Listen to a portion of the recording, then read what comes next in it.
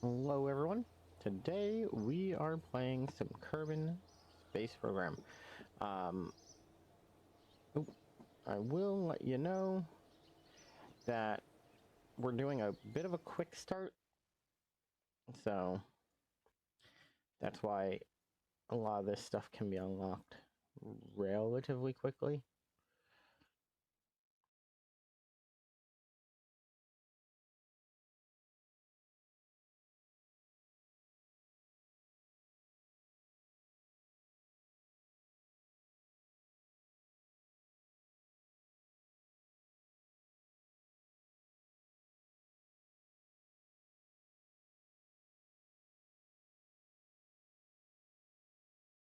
Okay.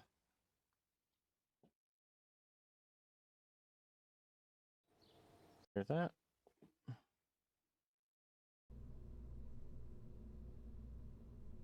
Exit, because we're gonna do a little bit of upgrading. Like I said, we're doing a bit of a quick start. Simply because the game can be a little bit painful.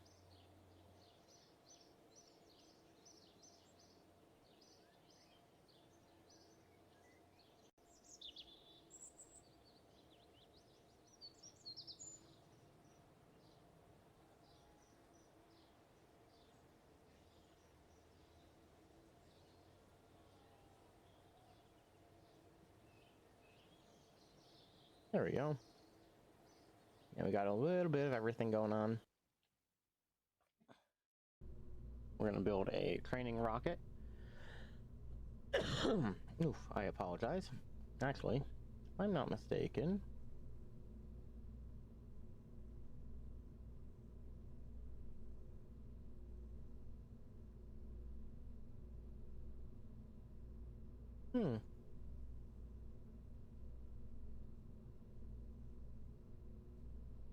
yeah, it doesn't look like I have anything pre-built for it, which is a bit of a shame. But we're gonna go a little bit crazy, not too bad, but we're gonna make it so that all of our astronauts are able to get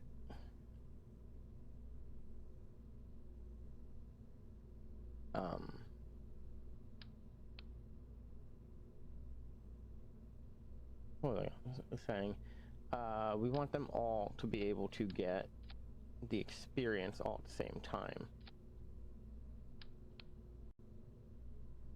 So what we're gonna do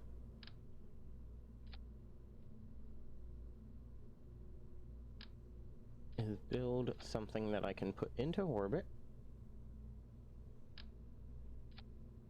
that is going to make it very oof. I apologize. Gonna make it very easy for me to get all three primary astronauts in orbit.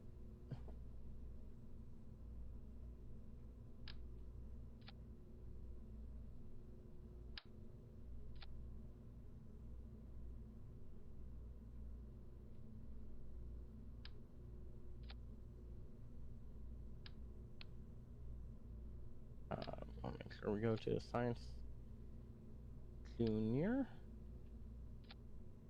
specifically because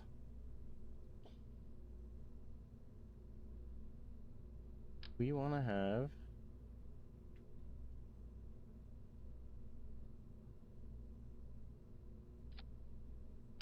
all of our little devices in here. Then we want to take this and go like that.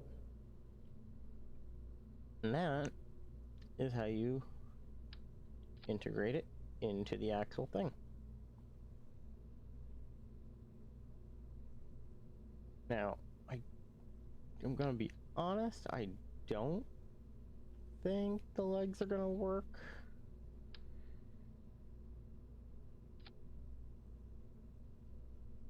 But what I can do is grab them and intentionally bring them down as far as they'll go. And just kind of hope That's going to be enough once all the other stuff burns off.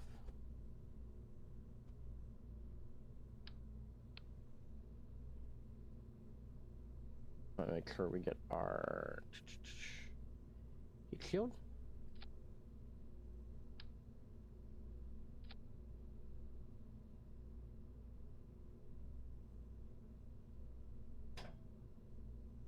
And start those retracted so that they're folded up. The heat shielding is not like I could do that, but then I'm just messing with it for the sake of messing with it. It's not actually solving the problem.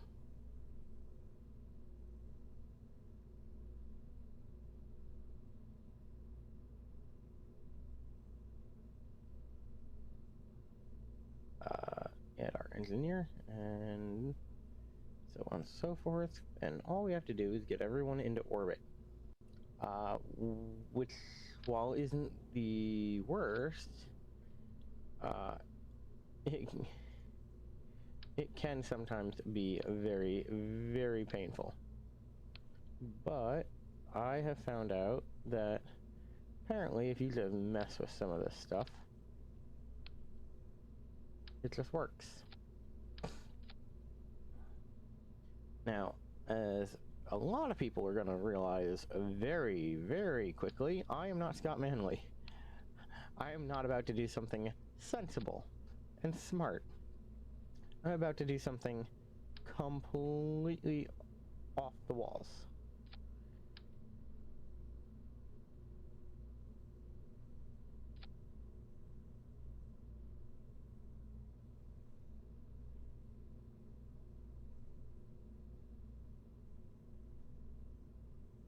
And one thing we want to do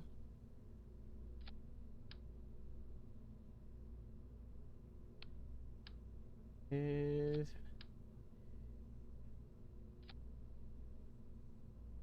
carefully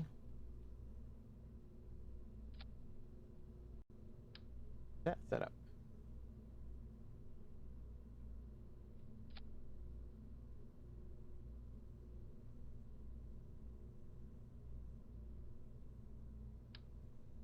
Come on.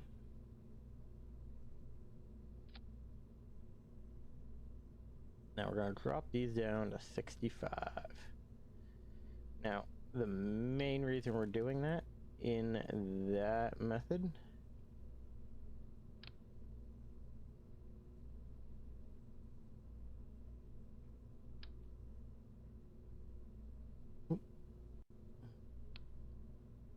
because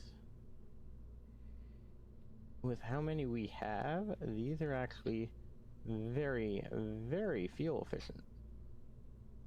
Gonna bring this up to 75 and this up to 75. Now, that does bring me up over the weight limit. Now there's an easy solution to that. Come here, bring it down one.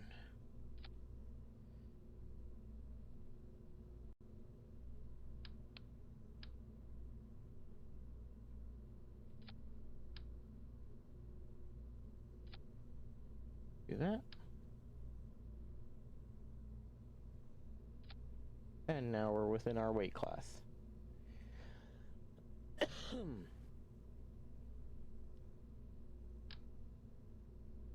Now, the main thing we want to do, and we want to do it very carefully, that technically would normally cause a lot of issues, but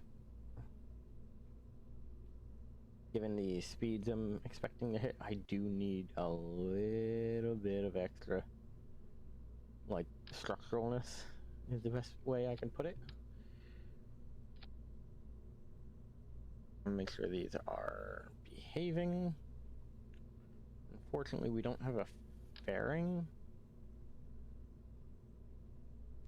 And that reaction wheel is better set for a space probe.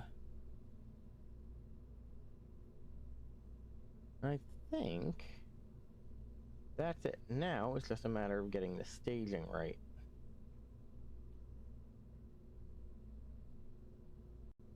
I want this to be in stage 1. Boom.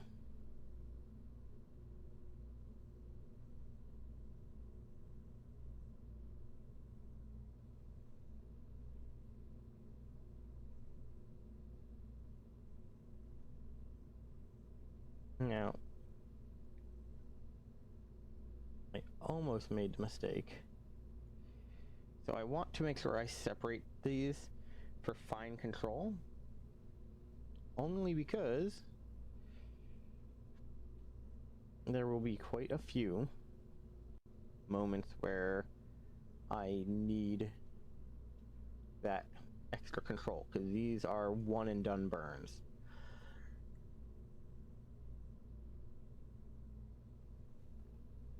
So what we're going to do is call this the training.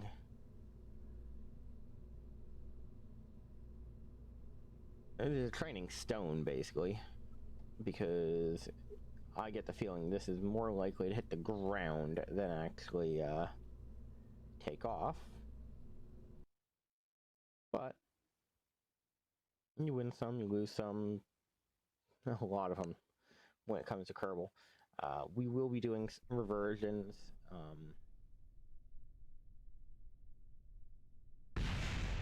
Did that just happen?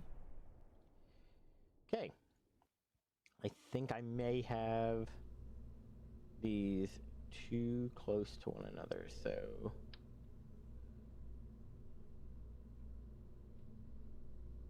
if I do this,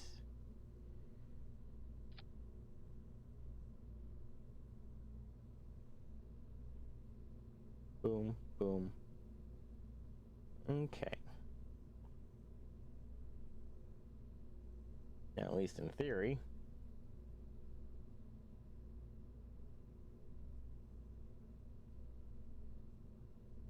this is gonna work. Now, I do have extra parts. So what I think I'm gonna do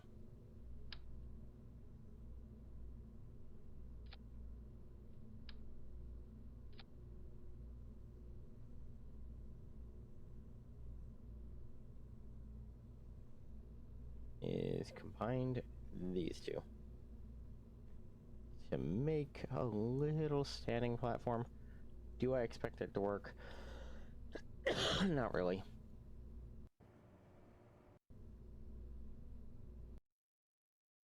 But at least for right this second, and I do know I have experience, I can get around the center. I will get that in a bit.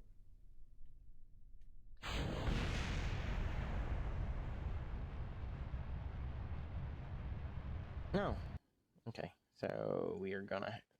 Huh, I'm surprised. Normally, I guess it is technically a little bit higher. So we're gonna do that. We're gonna save the new updates. And we're gonna run that. It is gonna be a lot of fine tweaking. Like I said, I'm not Scott Manley. I have not played this anywhere near enough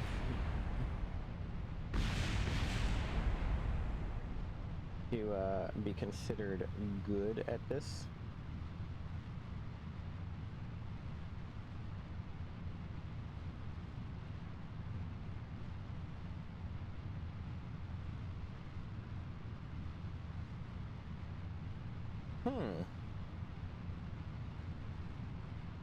Okay.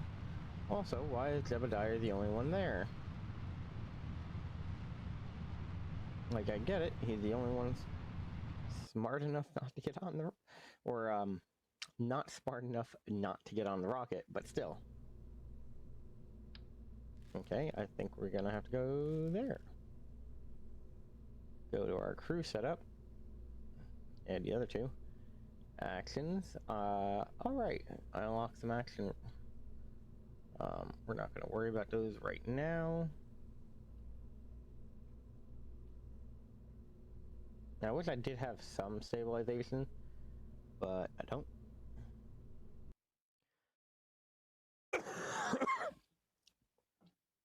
And as silly as it sounds, I think this still has enough to get into orbit.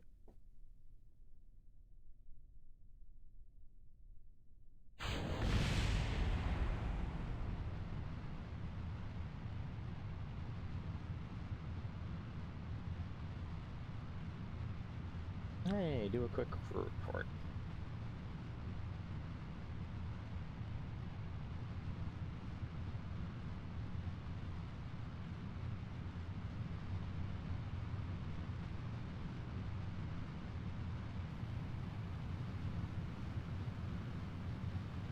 On the pressure, on the temperature, select all of it, and close.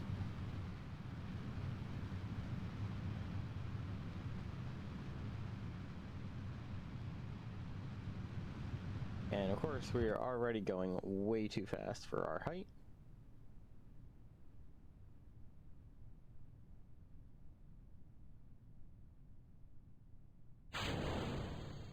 Gonna ditch those. Begin the next burn. Now we are technically below our lift capabilities, but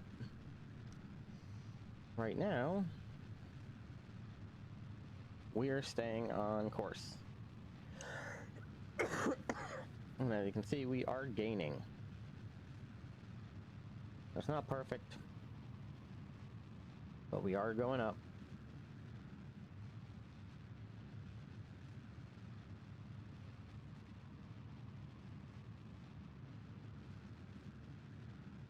And when we switch over to the next one,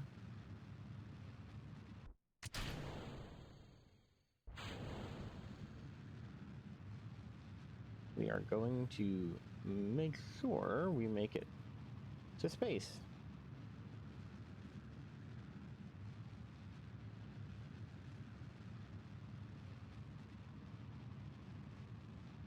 I'm gonna tilt just a little bit.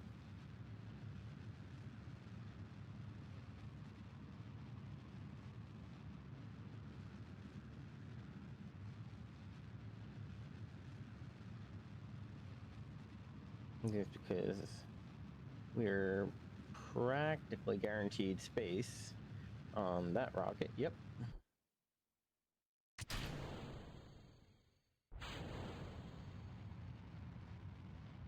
Gonna let that burn, and we're gonna intentionally burn sideways. And the reason we're doing this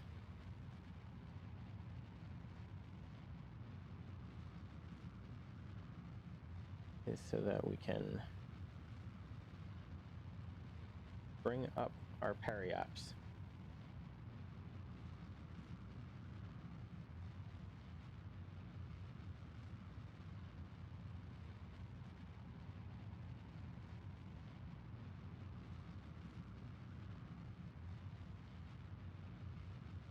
Now, technically, I should have started my I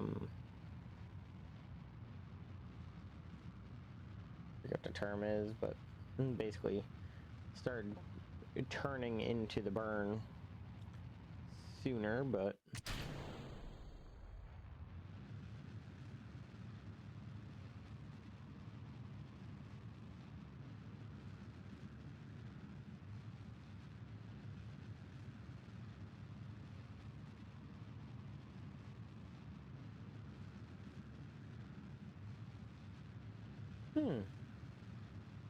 I think I may have messed up. I might have to.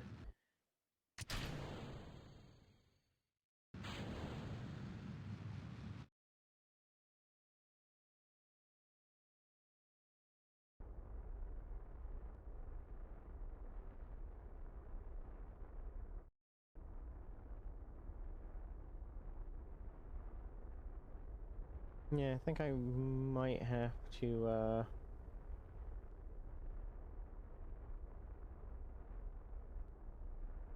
try again.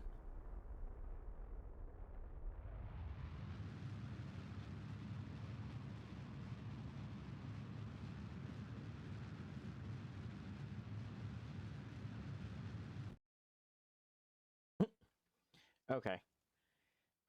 So we're gonna revert to assembly. And the funny thing we're gonna do, we are actually gonna limit the thrust on this. Which sounds silly, but it's actually gonna be one of those things that helps us out a lot.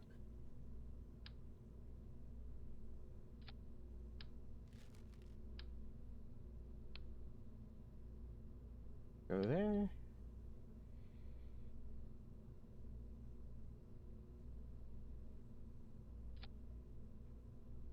Go there.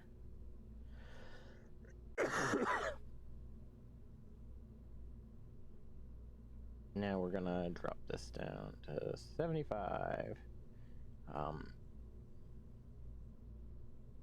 And the reason we're gonna do that, because that's gonna make us go really quick. That should be a little bit more stable. Not a lot, but a little bit. It's going okay, lonely.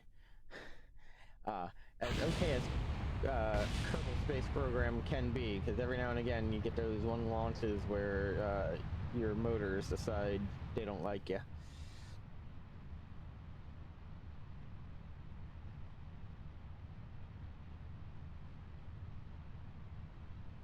We're doing a bit of a quick start, so I gave myself some extra cash, a little bit of tech, just so we can get up and away a little sooner. How's it going with you, Lonely?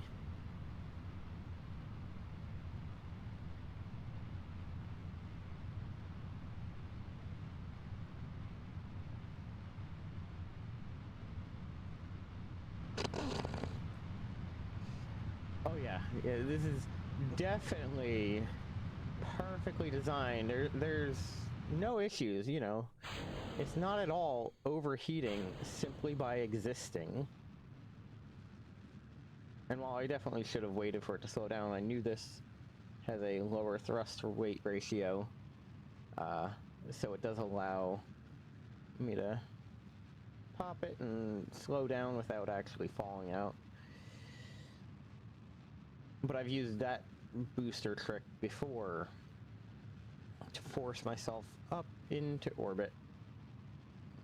We are definitely beyond our turn, but since this thing weighs so much and has a bad habit of flipping, I'm going to be very careful with how I do this.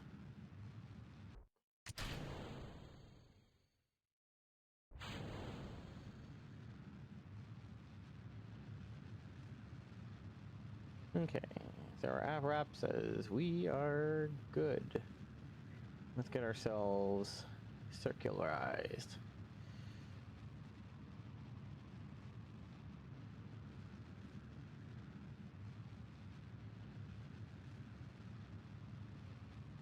And because we are doing it this way, I'm gonna burn right into the next one as soon as this is done.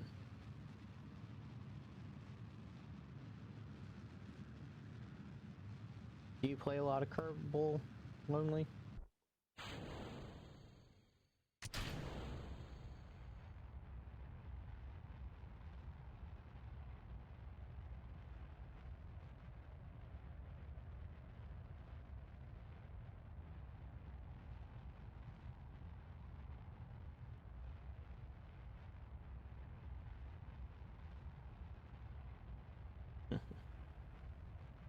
I used to play so much back when I was in college.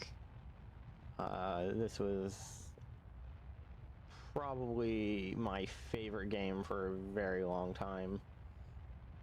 And then just life got in the way, and finally got back to it. Was like, oh, let me look at KSP 2, and so far I've heard some stuff about it. Haven't played it anywhere near as much as I probably should to form an opinion on it, but it's kind of how it goes. You end up losing a lot more time than you think you do.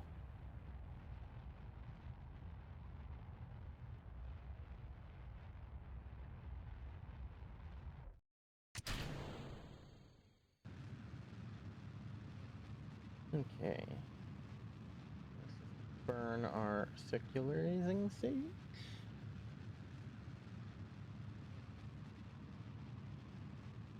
There we go. Right now I'm just intentionally...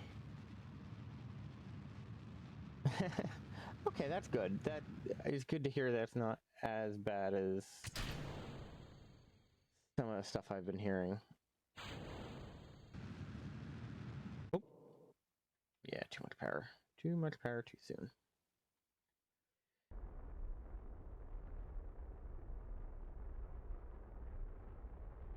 This is actually a little thing I build normally so I can get that first training star. Aha!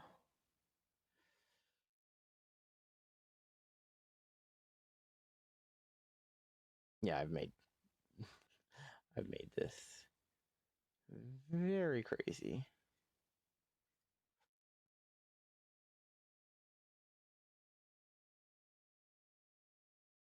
Huh.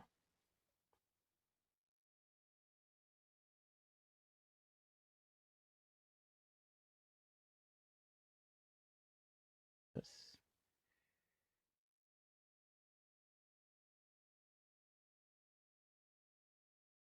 apoapse. Lower cells enough. We're going to... Yep.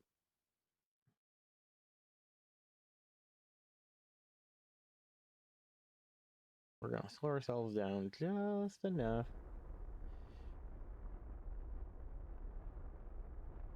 Leave... Oop, that's way too much. Normally I don't add, but...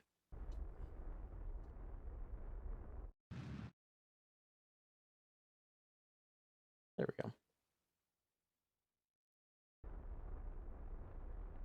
About, I think it's 55.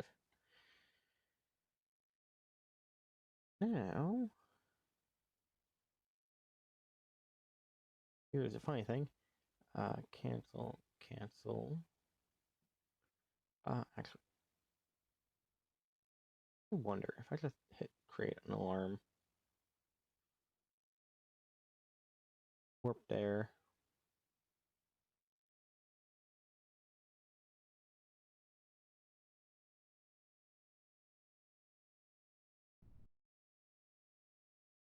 Okay.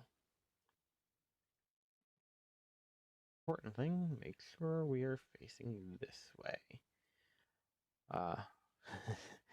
I've made this re-entry more than once and have messed it up almost every time trying to be slick about it.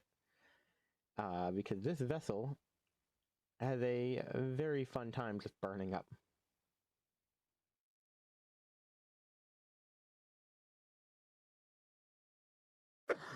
So, I have been playing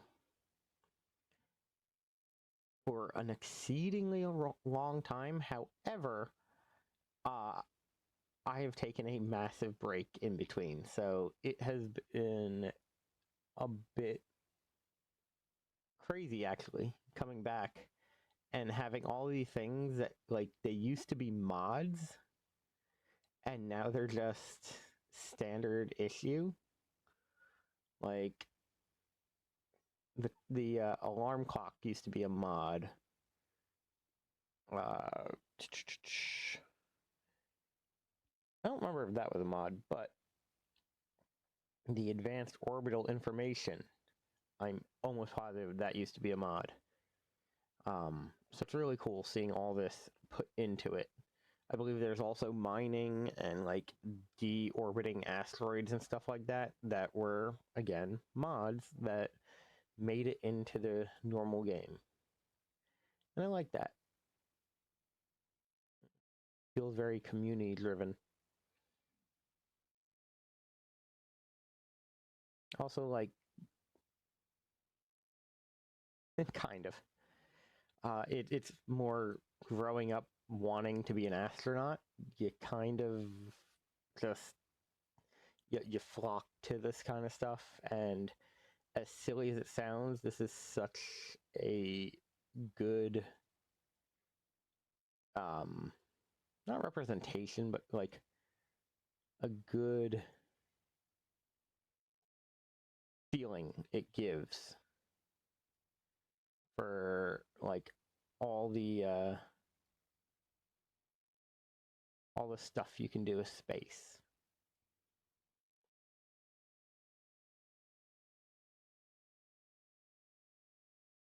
I've had a lot of people tell me rocket science is insane, you'd never figure it out, and I kind of feel like KSP is the way to kind of prove people that if you put the work in, it's still absolutely a monster and a nightmare, but it's not impossible to figure out.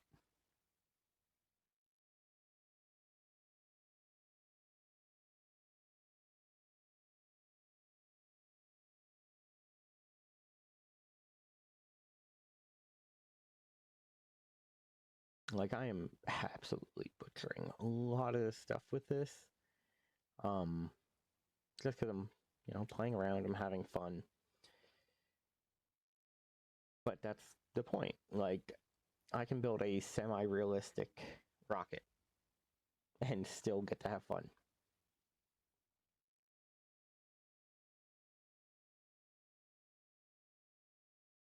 So what's your favorite part about the KSP series?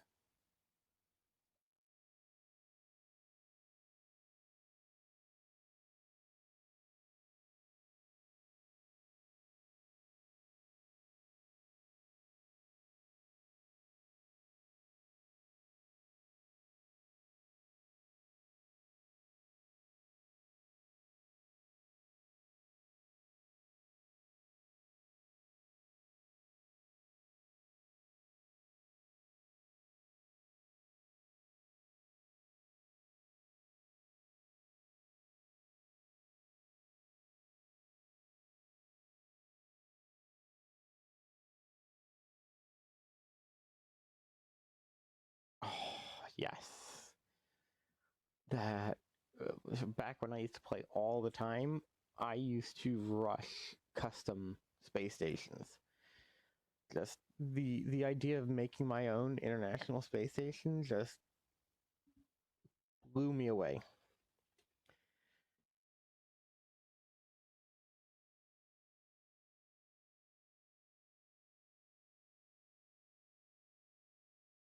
As much fun as planning big interstellar, not interstellar, but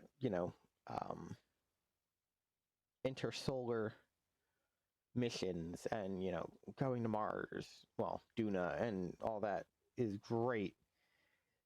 Building bases in space that I could move stuff to and from, and being able to launch stuff consistently and meet up with the space station is just, it's a great feeling.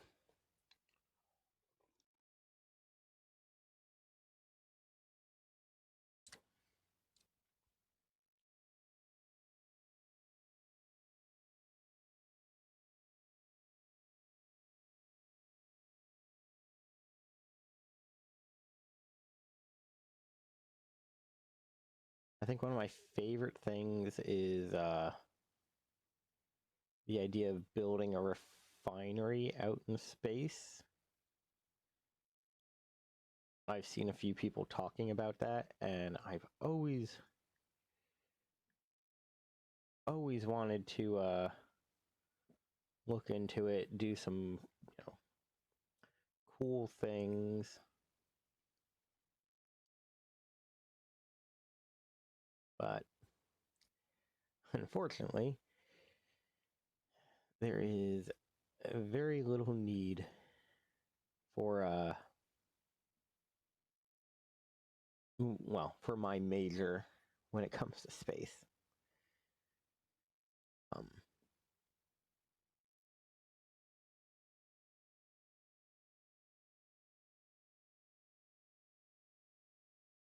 What button is it?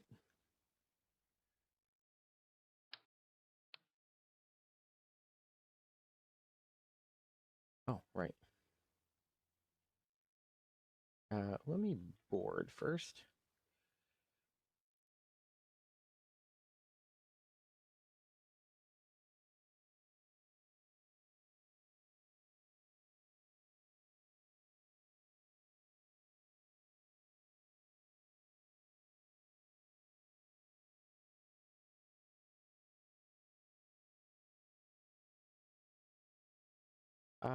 So when it comes to single stage to orbit, like it's a really cool,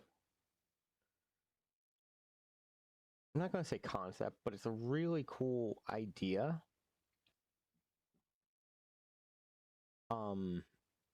My main thing is with this game,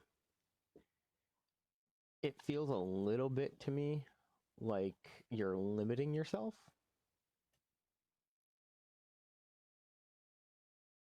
Because you have so much you can do, and then you're like, oh, I'm going to build a single stage orbit. It's like, cool, but you already built one. What are you going to do next? Granted, that's also me being a little biased because I haven't built a single stage orbit in years. Doesn't mean I probably couldn't if I put my mind to it. It's just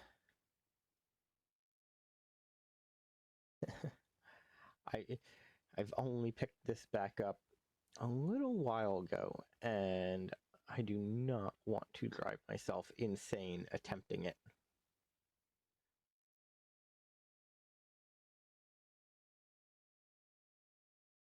Because like it has its purpose, but like at that point, if I want to do a single stage orbit, I can do that in a very crude, very ugly way by just strapping a whole bunch of solid rocket motors together, figuring out how to balance them so that they burn for as long as possible, and just go. But then you're just doing it to do it. You're not actually achieving something. Like, even before missions were a thing, I used to set missions for myself. Like, it used to be one of my favorite things was to figure out what I wanted to do and be like, all right, I have 10 rockets to do this. And there were a time I would put basically like a list of rules. So if I do something dumb, I can treat it like a simulation and revert to launch. If I do something dumb and somebody dies, I can't revert to launch. And I used to set that kind of rule. But like at this point, I'm playing to have fun. Like, don't get me wrong. Like when when there is quote unquote lives at stake, it does give a little bit more tension to it, but it's a game. And, you know, it'd be one thing if I was planning on working for NASA.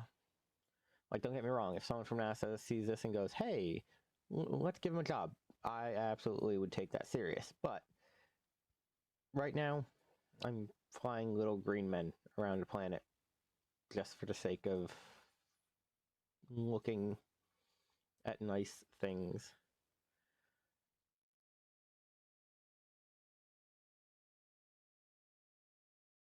Actually, Lonely, do you enjoy very pretty looking space games?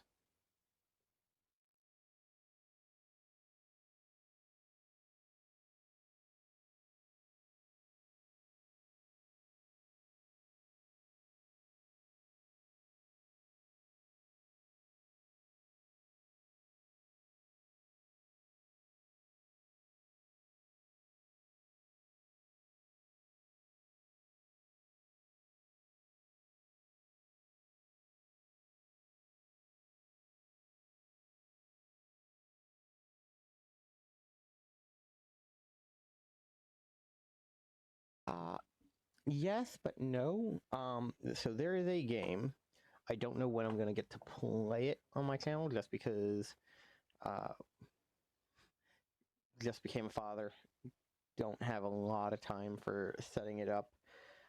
There is a game called Elite Dangerous, which isn't super pretty on its own. Like, don't get me wrong, it is a pretty game, but I have it in VR, and it is an experience like no other when you feel like you're sitting in the ship and you warp to a star and you come out of warp, boom, right there in front of the star.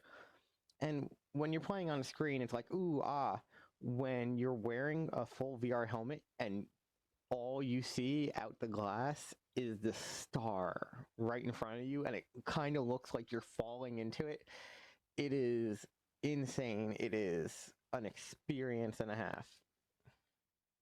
And I am hoping at some point to do a small playthrough on my channel when I get things a little more situated, make it a little easier for me to do it.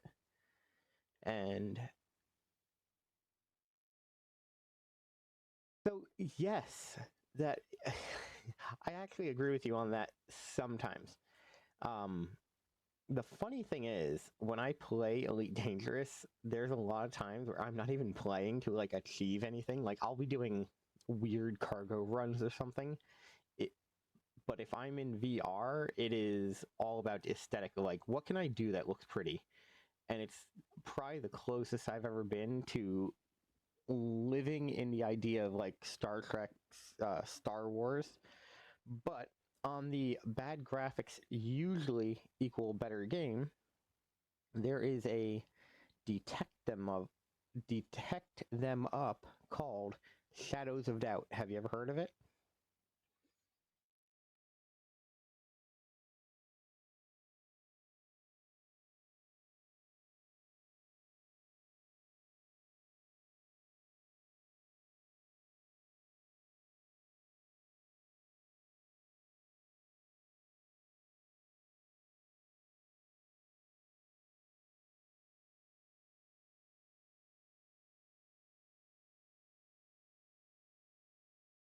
Yes, where like every person actually kind of exists.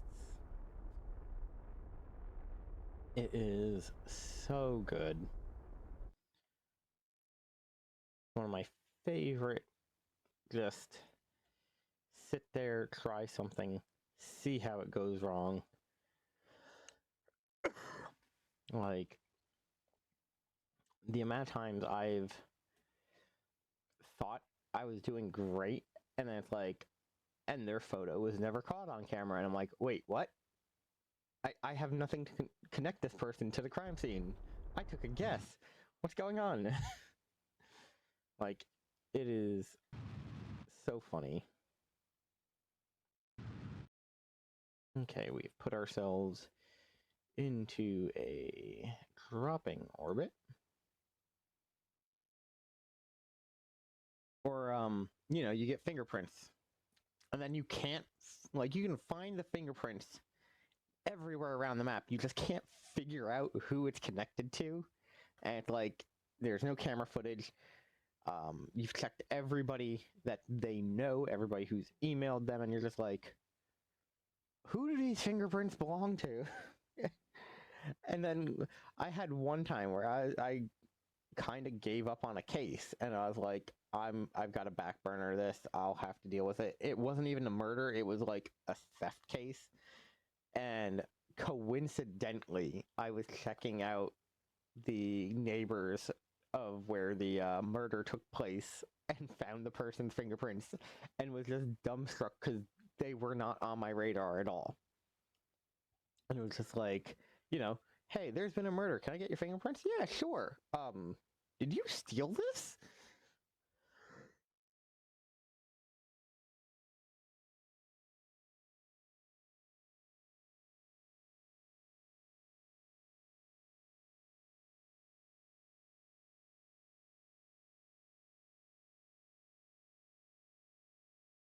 Oh, have you have you figured out the trick with uh the town hall?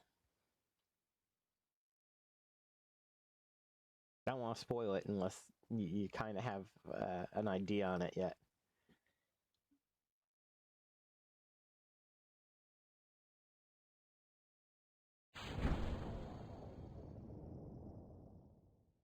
Okay, so if you go to the police stations inside town hall, there's a government database, and if you've got at least 2 letters of a person's name, technically more letters helps, but if you have at least 2 letters of a person's name, you can pull up their entire file, fingerprints, home address, everything, so long as they're not homeless. But yeah, you can pull up basically everything the government has on them, and it just makes it so much easier once you know roughly who you're looking for.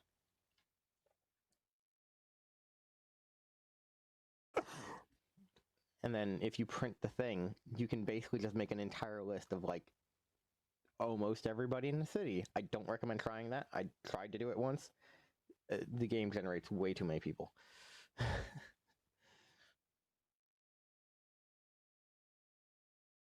I thought I was being clever, and then I'm like, fingerprint, CK, and I was like, wait, what?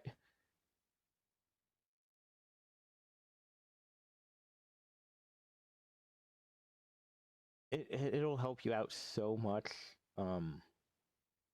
because the instant you have someone's name, even if you don't have the last name, you know everybody in the city who has that name, their fingerprints, everything.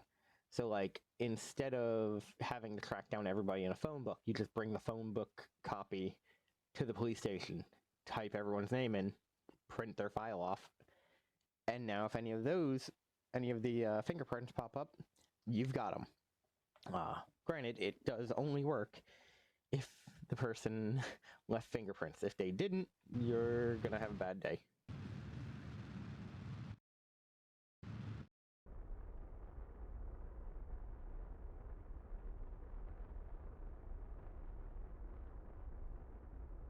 Although it looks like I'm gonna have a bad day because I'm gonna be doing a splashdown.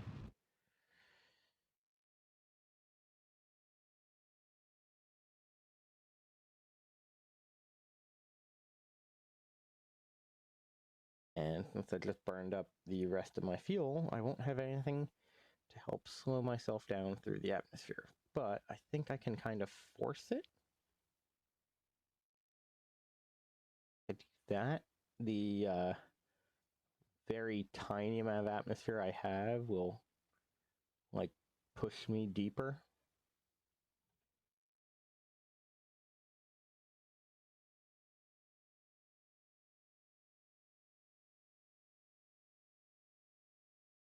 Actually, I think I want to stage myself like this. Only because I kind of want to skim across the atmosphere for a little bit. See if I can land on land. I'm pretty sure I'm going to end up in this right here.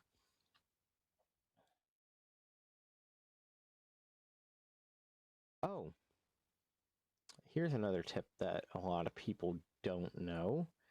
Um, have you ever had a hard time arresting someone for a thing?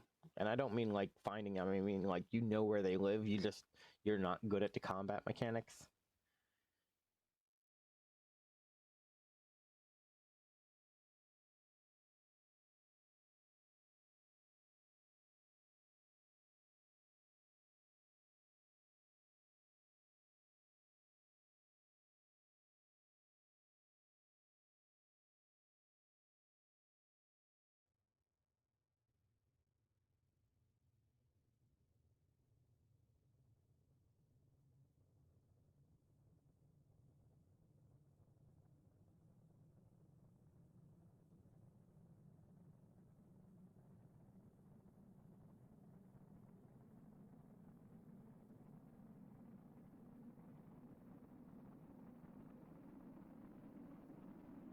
Oh, yeah, I think everyone is, because as much as you might be good at it, there are so many just random things that'll be like, yep, gotcha. Um, but, oh, sorry. If you want to try your hand at stealth, you can arrest someone while they're sleeping and they don't fight back. That's always funny. But one of the easiest tricks I found is, if you know that they are the only person in a house, wait until they go inside and lock their door. You then knock on the door until they tell you they're coming. You stand by the door, wait until you hear them unlock the door, back up quickly, and ram the door like you're trying to barge it down. Because they unlocked the door, you will quickly be able to, basically you knock the door in, and it shoves them unconscious. Oh. Well, that just murdered a bunch of my Kerbins.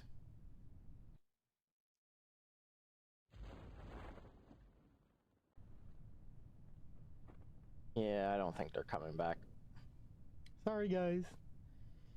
But, yeah, you can basically ram through the door, and it knocks them right out, and you just arrest them while they're unconscious. If you do it well enough, you can do it even before their significant other is able to get out of bed and yell at you, and then they can't let them out of handcuffs, at least not yet. So you just handcuff them and run away, and ta-da, you caught the murderer.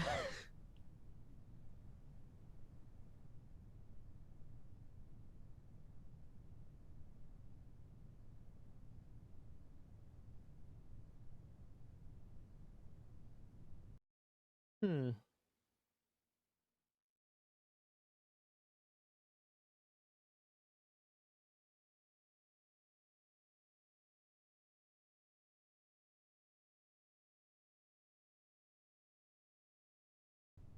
Yeah, I'm pretty sure I should have,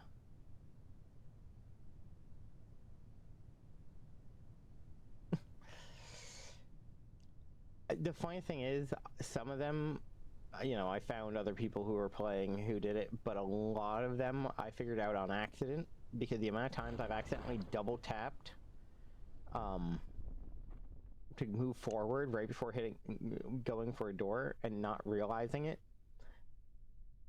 and it just happened to hear that click and went, oh, let me go quickly get up to the door when they open it, and I accidentally clicked and rammed the door, and they just ragdolled right into their living room. And I was like, oh, that made this easy. Although it doesn't help if you need to ask them questions, because, you know, unconscious people don't answer questions.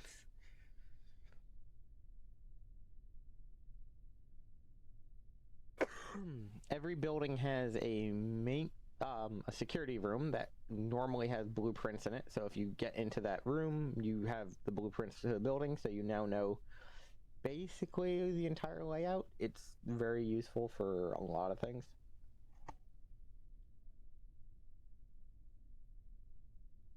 I still can't believe my ship decided it was going to override the SAS and flip over. That really upsets me, because I had a bunch of people at their first star, and now I've got to wait for them to respawn.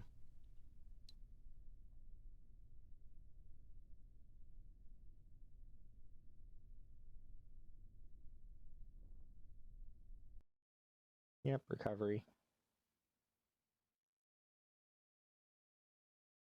So how angry is the game going to be at me for murdering 2/3 of the entire crew on a very simple mission?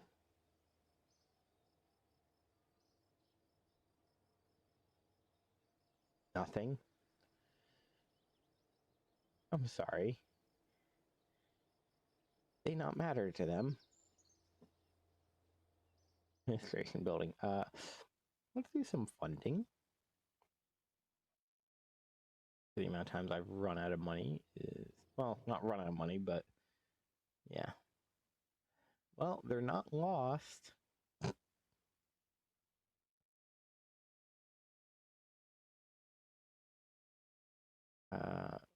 a scientist, and an engineer. Congratulations, you guys are the new sacrifices.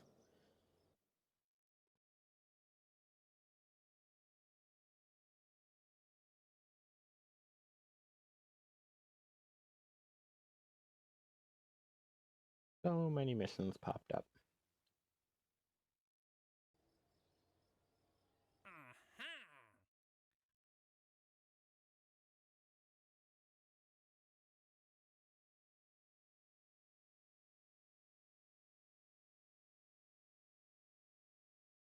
Rendezvous 2 vehicles. Yeah, let's wait until we have coupling capabilities.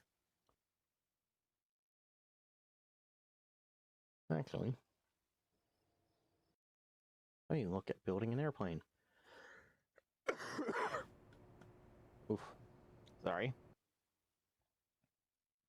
Had this persistent cough that I haven't been able to get rid of since I picked up a cold.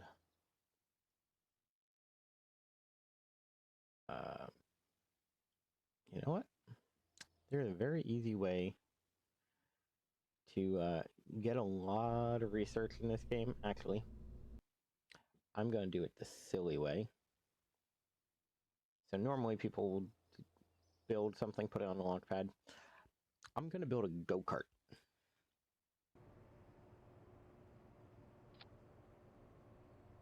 The whole point of the go-kart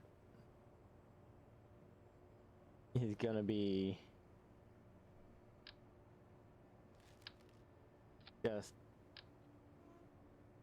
driving around the facility,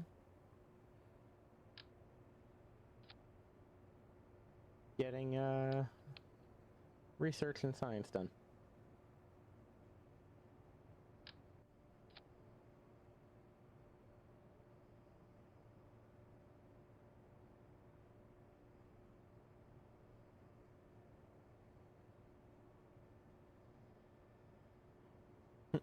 Retractable landing gear. That could be useful.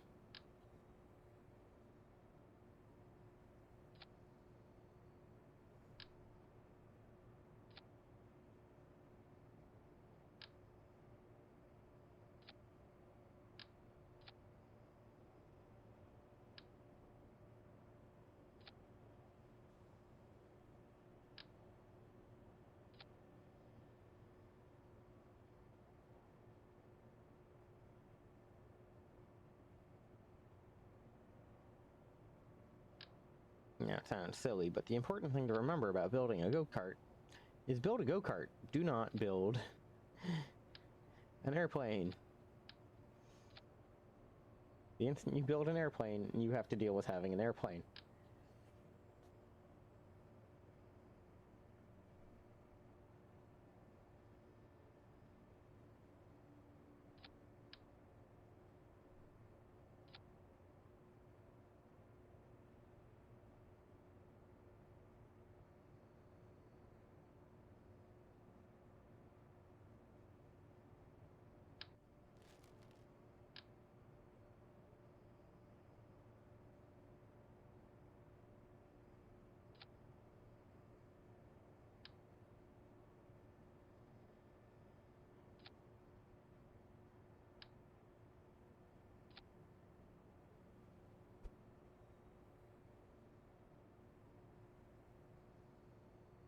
A little bit lower. If you build your stuff able to squat like this, you will be able to get your guys out of it. Also, as you can see, it doesn't apparently care if it's connected to the wing. I don't know why, but that works.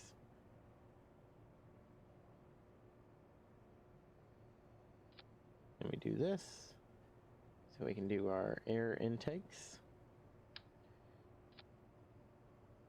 Even though we don't want to move fast.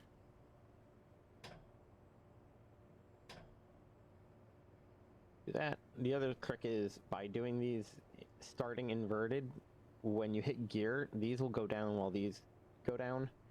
Sorry, these will come in while these will go down, and it'll actually make it so that you can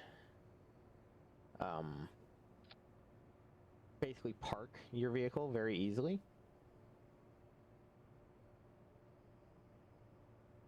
We don't need that, normally I'm big on the build communications so you can get everything kind of thing. Don't really need it for the go-kart because we're never going far enough for it to be a problem. One of the other things that you can do with the go-kart is add more people to it.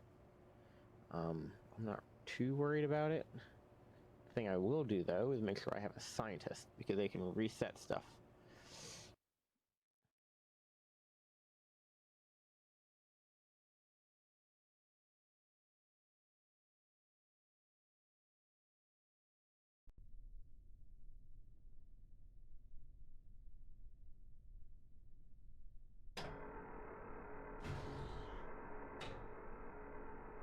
Okay. That's funny.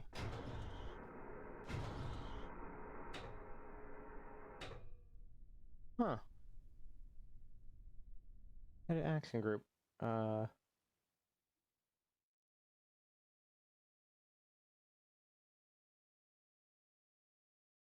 intentionally go to set 1.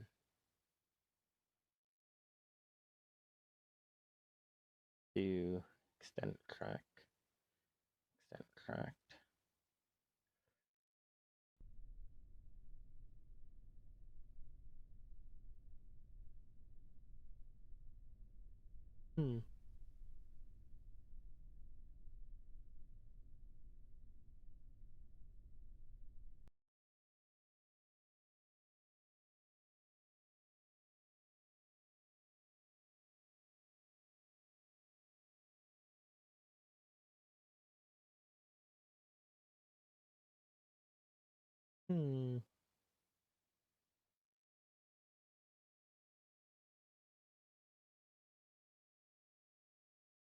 Custom 1. Default.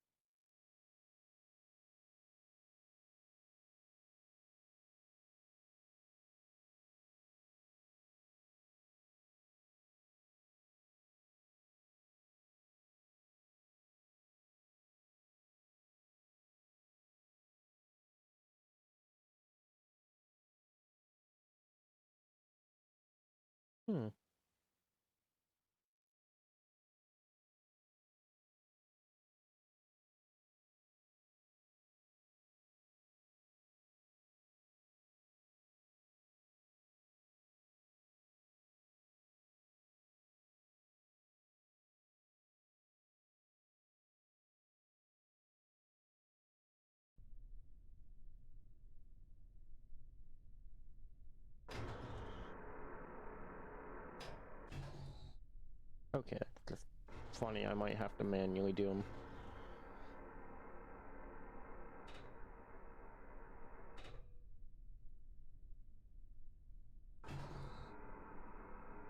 There we go.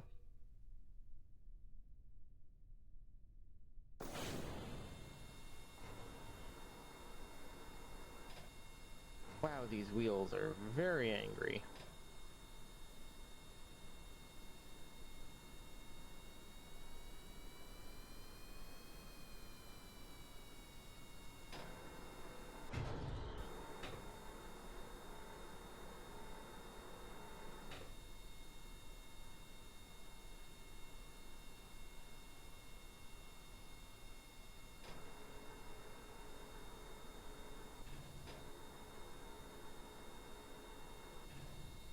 Okay, cut the engine.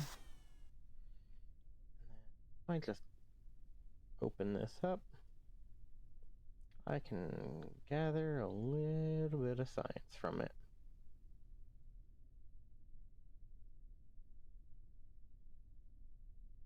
Conduct a material survey from the runway, which is nice because it does mean that I can use it for another test.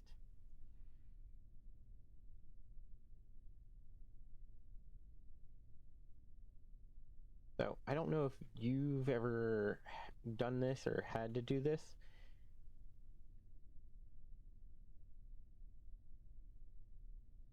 Yeah, the landing gear fix are to to say they are a little rough is an understatement. I've had time where the landing gear have literally gotten me killed just by existing. But yeah, if you have a scientist, you can reset your stuff.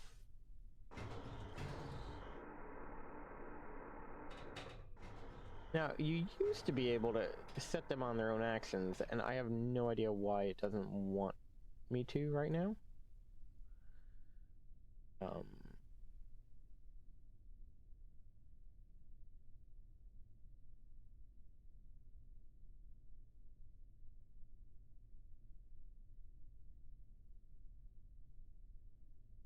It could be because I have the wheels on backwards.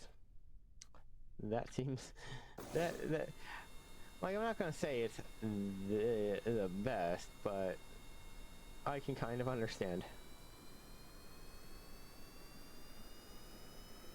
So silly that sounds, career KSP can be a little bit funner than sandbox at times, only because you're like, you come up with more interesting things when you're limited, if that makes sense.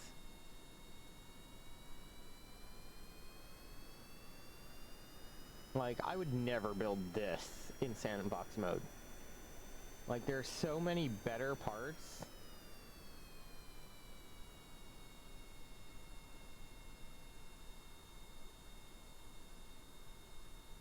But, you know, it's a silly little go-kart kind of thing. Nowhere near close to the rovers I've built.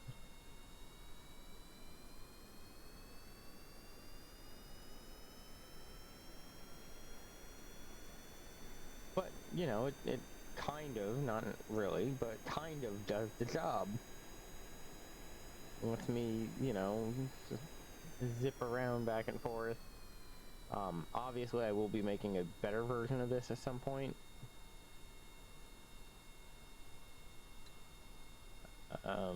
Since I'm already over here.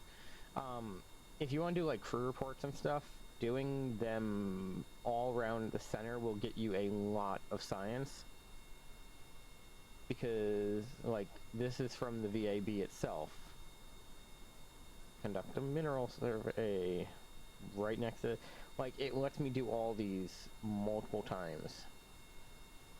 Simply because I'm near the VAB. Collect all. Log this. Log this.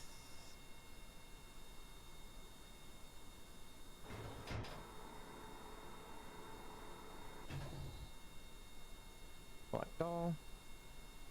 EVA. EVA report.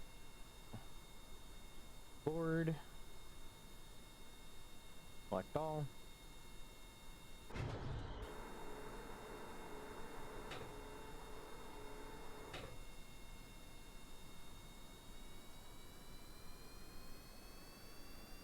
I have no idea why I decided that they're different biomes, but because they are, you're able to get a lot of research just by existing in the area. I've had a few times where I've gotten all the research, helps if you turn the brakes off, all the research I need just by taking Jeb and walking around and then just turning it in. However, the main reason I build these go-karts is actually for the experimental storage unit, because you can keep taking crew reports and then collect them, and now you don't have to worry, and you don't have to like restart the entire mission just because, you know, you're doing one thing or another. Let me slow down because this is a very jittery mess, and I highly anticipate an explosion in a second.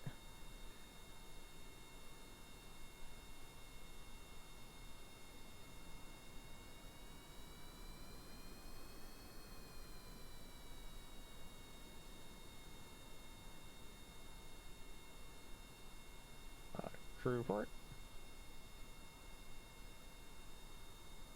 Collect. EVA. EVA. Collect. Board. And then when I hit recover, you're gonna see it's a good way to pump a lot of research really quick, because while they're not individually worth a lot, like 4 here, there, but like 15 from material studies just on the runway.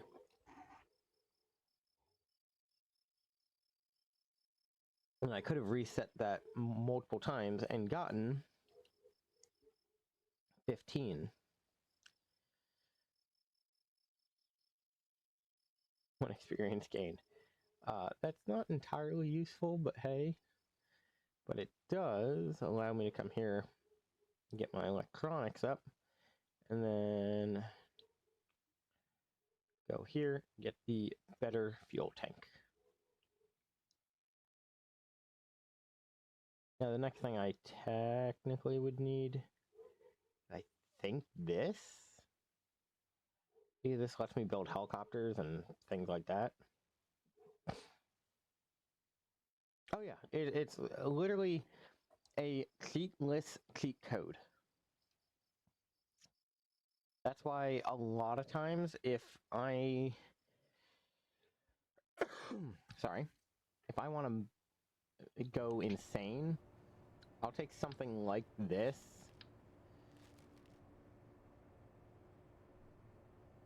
And do this setup, make sure I have a pilot, not a pilot.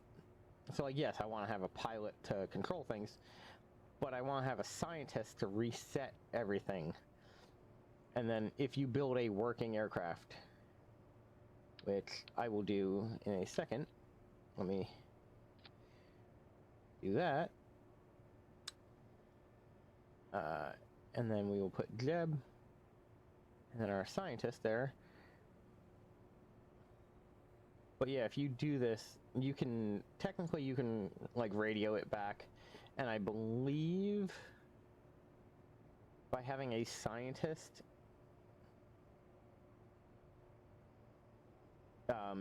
it guarantees you have like 100% return when you pull it back. But you can, let me just double check. It can be used for setup. I always find it interesting that it gives you this, and then you have nothing to like really power with it. Also, I had no idea they had added firework launchers. That was a relatively new thing for me.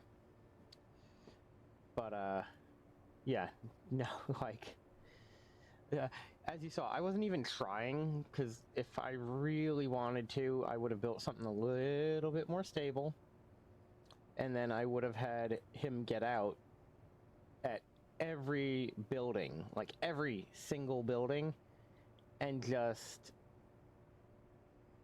where is it?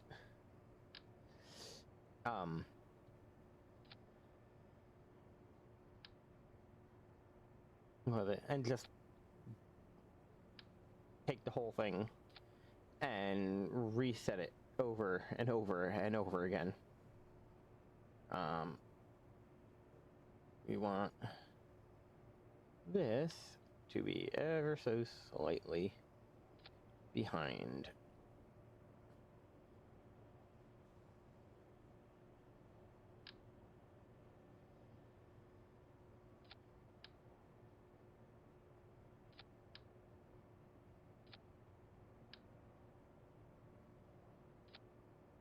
It's also one of the reasons why I start career mode with a bit of science and a bit of cash, because when you first start out, having a build limit of only 30 parts makes doing stuff like this very painful.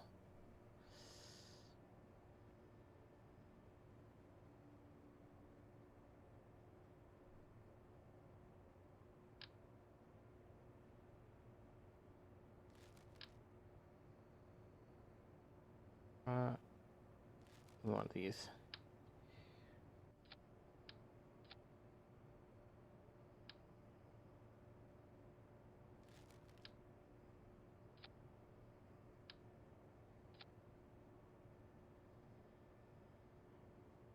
And no, I don't expect this to fly. Don't worry, I'm not losing my mind. I'm just kind of playing around.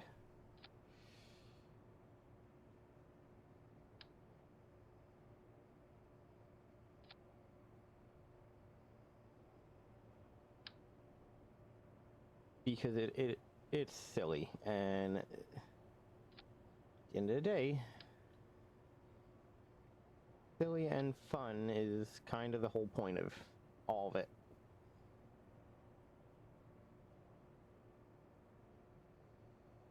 Yeah, there's no way this thing's taking off, but it is not gonna stop me from trying. The other thing, and this is something I used to do all the time when I had this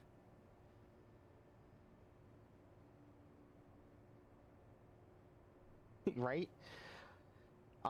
But I used to build silly things like these all the time back when the, like, radio communication was a mod, because I wanted to have multiple points on the map that could read out to my vehicle.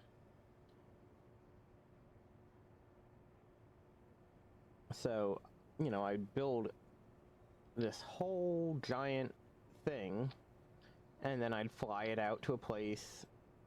I'd have the pilot get out, and I'd recover the pilot, but not the aircraft. And now the aircraft is, you know, controlling a whole bunch of things. But then there was something I've learned, and this is, you're probably gonna have a pretty decent chuckle about this. You don't need a lot to actually count as a radio center or a radio location. And as long as you have satellites to bounce things off of, you can actually do what I'm about to do, especially if you have, like, I'm not using any weight at all on this.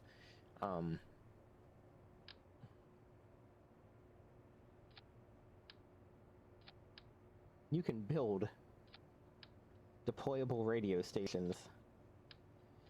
Now, whether these work or not is very much up to how you build them.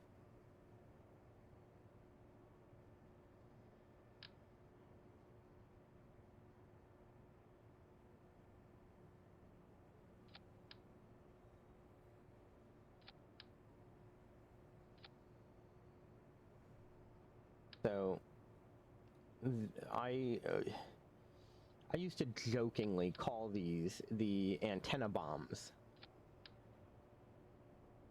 And for the life of me, I cannot remember my old design for it.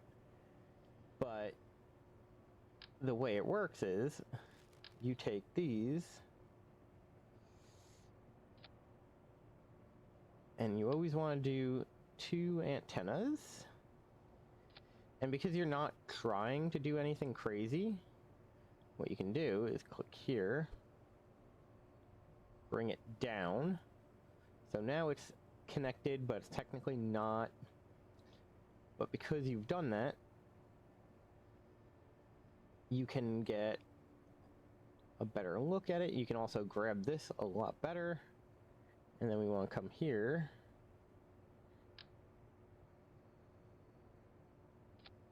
And we add a parachute. Now, the rest of anything you want to put on it really doesn't matter. Because anything you put on it is... So, like, if I put these on, what's going to end up happening is they will... So, like, it'll work, but you don't really need them, is what I'm getting at.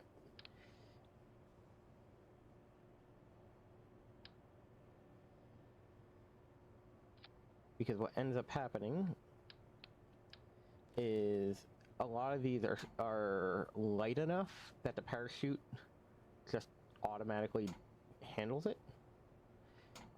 The other thing is, what I would do is I'd make the aircraft in such a way that I can land it, and then I would drop one, take off, move on.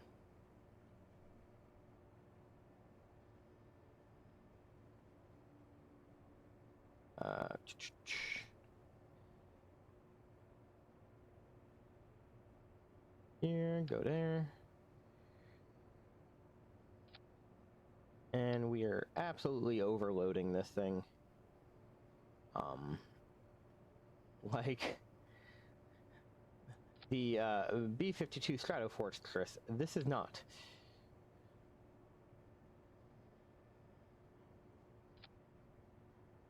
Because, you know, tiny little engines don't do a lot. Now, you could, if you do it right, increase your thrust. Where is it?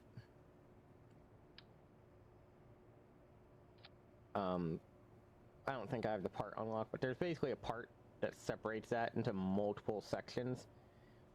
It can be really useful, but if done wrong, you basically just run yourself dry.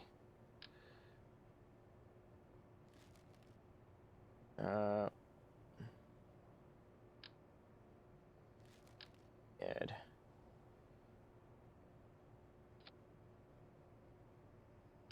Small little booster engines. They're not particularly needed, but fun fact, the air intakes are just shared, so yeah. I, again, do not expect this thing to fly. I have built crazier, better aircraft that I couldn't get flying. Test bed. Because the main thing I'm actually using this aircraft for right now is to see if I can get these dropped without them exploding.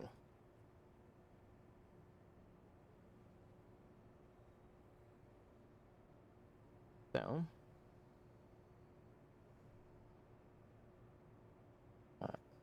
no, don't grab two, grab one.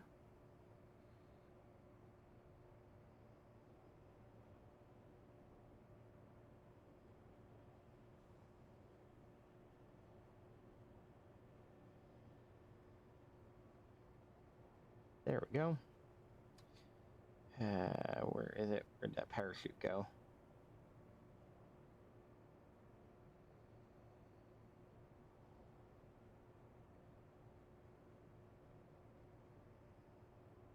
Oh, there we go.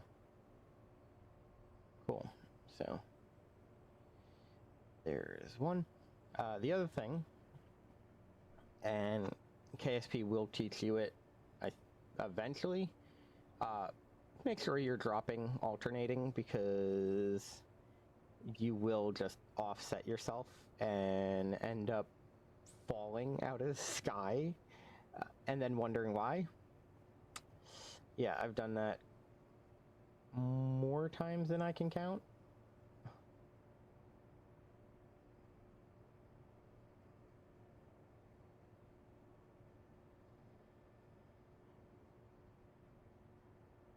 Okay. And I believe the famous saying is, check yo staging. because it is very easy to mess up staging and then be wondering why your aircraft just fell out of the sky.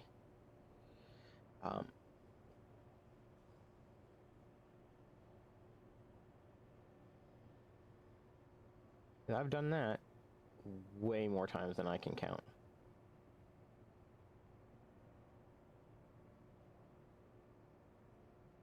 Yeah, staging. The thing that... And see, here's the funny thing. When people say single stage to orbit, my first thought is, oh, that's a person who had a very bad time with staging, and they don't want to do it again. And I get it. Like, this thing is... I'm gonna be honest, I hope this doesn't fly, because if this flies, I'm gonna be very mad for some of the really nice aircraft I built way back in the day that just didn't. But what I just need is for this to get off the ground so that I can see if I can drop these individually.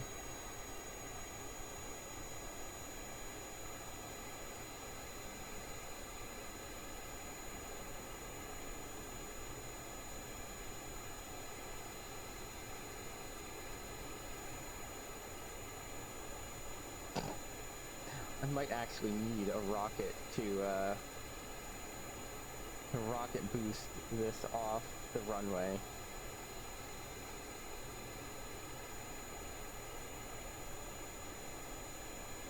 But I think this is actually quite literally...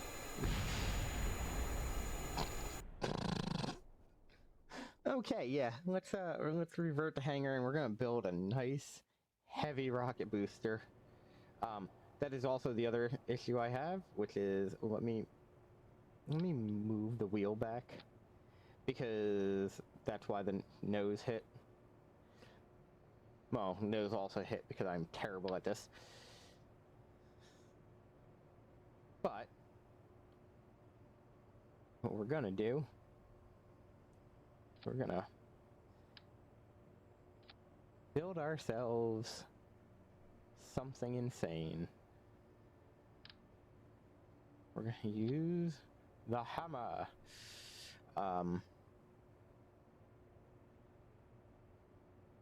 And I need to make sure I come up here.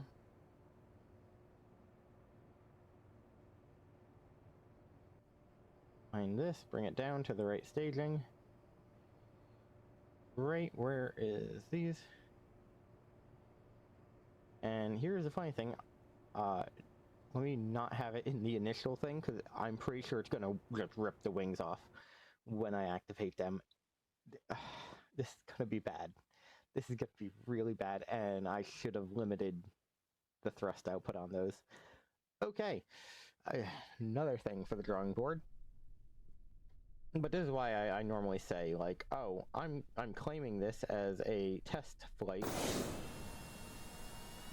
or a simulation flight, before anything else, because it's gonna get so bad. Like,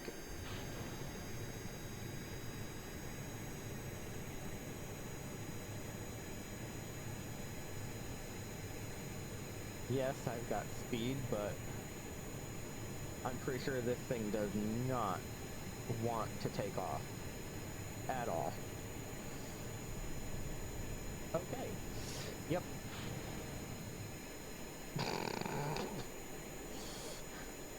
Straight into the ground.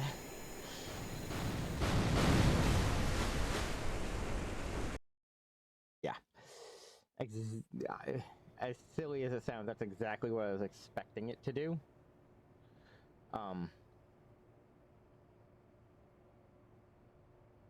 But it does mean I can make it better by doing something as simple as...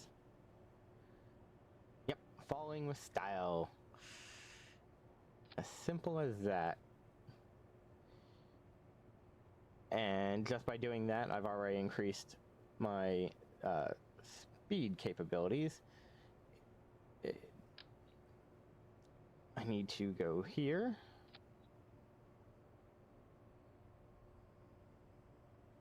I want to make sure that we're doing this right.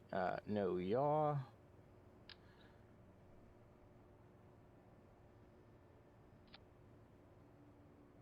Then we want this to do no pitch.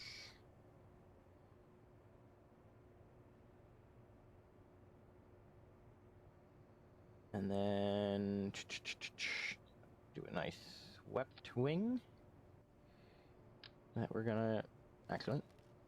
Let me make sure I did these right. Roll. They don't do yaw. It sounds silly. Disabling this is going to save you so much headache.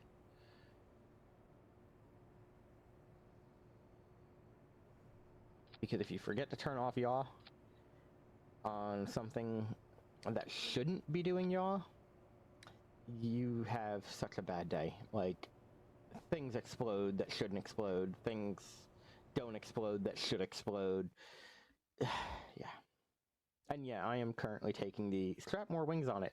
That'll work method because it's KSP and you can do that. Because realistically, when I build a working aircraft for this, it's only probably going to carry one under each wing. Probably going to have a much better time.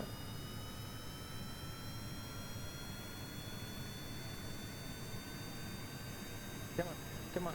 Oh, yep. Okay. Revert flight to the hangar. I realize I forgot to lower the rocket engines.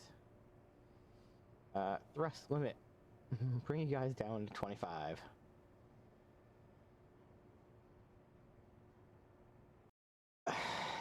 So, there is not, as the person who designed it, there is not enough money in the world to get me to get inside it. If it works like KSP. If it works like reality, I'd be more than happy to get inside of it because of one major important thing, which is the engines won't even turn over. And I'm fine with that. But if it works like KSP, there's not a chance on this planet. If it works like reality, like, these won't even turn on. Like, you'll push the button and, like, the wings will just fall off from the actual weight.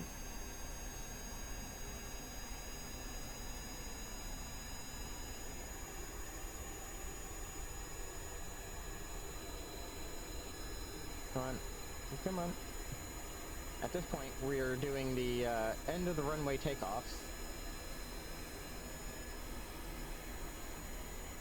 You know, I could have swore... Ooh, too much.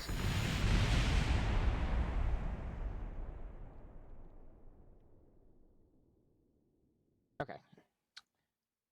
So, here's what I'm gonna do. I'm going to keep this save. Grab this.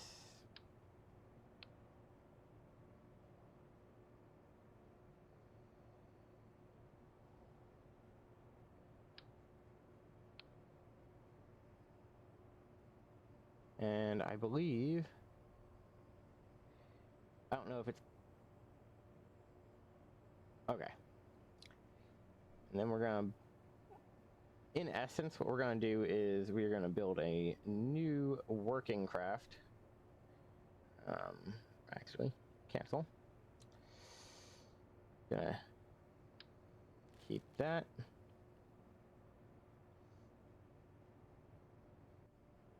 Set up our stuff. That's one of our biggest issues is our what's it called? Basically, we're getting lift in a bad area. That's the short of it.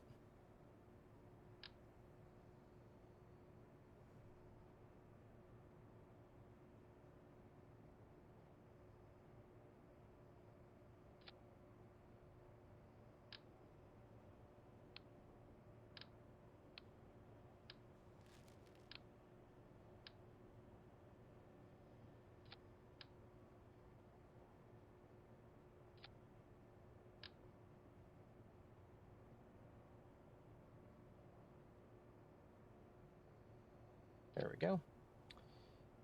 We don't want you doing yaw.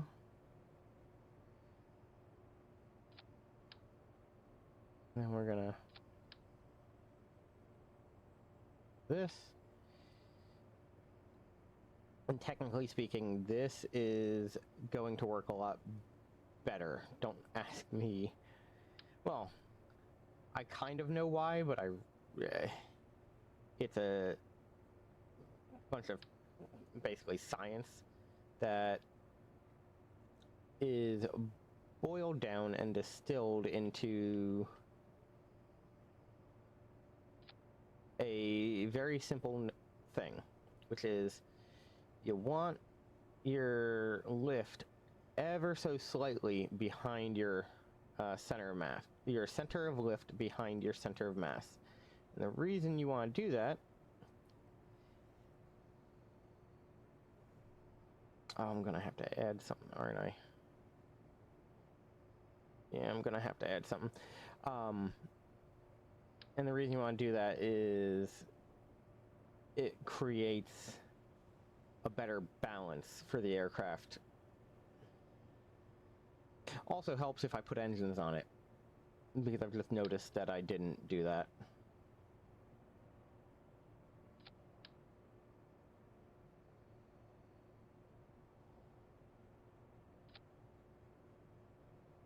Because, you know,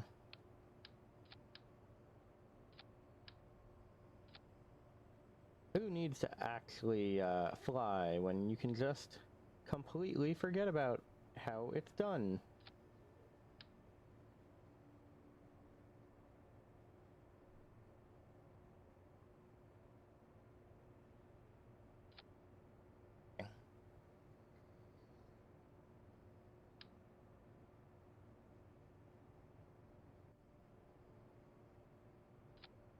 Do that for the extra wheel.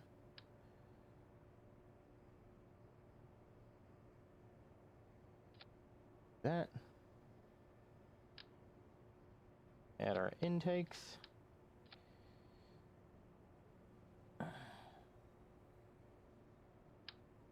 Where is it? Where is it? Where is it? Add our thrust. Thank you. Center of lift. I know you said that a second ago. I just got a second to read it now. But yeah, you want your center of lift behind your center of mass.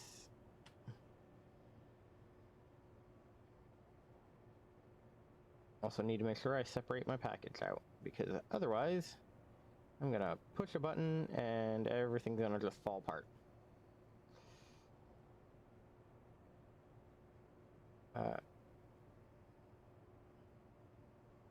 There we go. Now the other trick,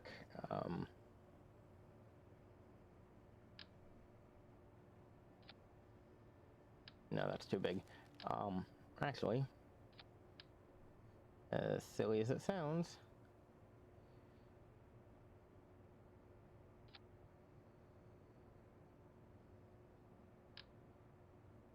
because if you look, right now I don't have any of the nose cones that are small enough. So if I do that,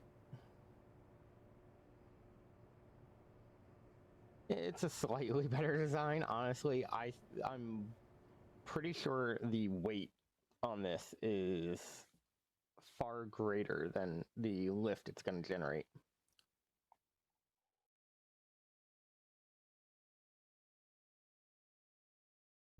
Not to mention with the bobby wheels.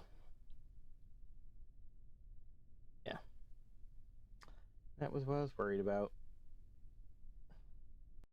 So, here is a trick I use whenever you have that, because you never want the nose on the ground. I will take this and put it there. Take these and put it there. Now they are off-centered enough. And this should actually have an easier time flying, believe it or not, because it is nose up.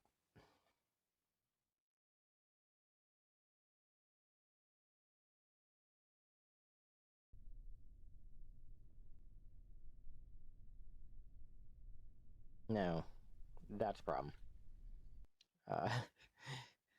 I knew it was going to be a problem. I didn't realize it was going to be that big of a problem. Let me just put a tail on it. Wheel. So, while a steerable one is great, we gotta be careful. Because, as you saw, steering is not friendly. Like, I used to build A10s that actually kind of worked, and now I'm doing this stuff because career mode, and, you know, when you have limited parts, you have infinite ideas. I don't believe either of these guys are ready or happy to be part of this test. But they don't really get a choice. The other thing is, normally I put parachutes all over this. That way, in the event of an emergency, if I'm playing like a hard mode, I don't have to worry about them dying because, you know, there's an escape method. Yep. Revert to the launch. Because the wheels, not great. I think what I need to do is roll it up nice and slow.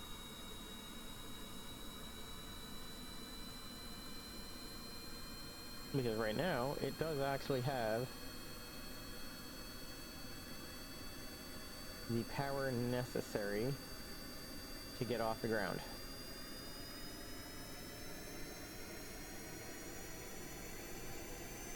Just takes quite a bit of babysitting. Come on, you can do it. Stop spraying. Yep, that's gonna send me off course, and I'm surprised that didn't just detonate. The funny thing is, this thing is perfectly aligned. It should not be wobbling this much, and yet it is.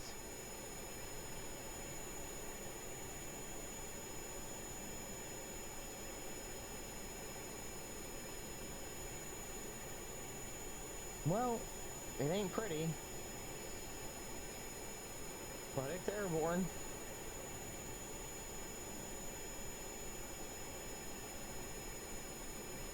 I'm gonna be honest, this is a major surprise to me.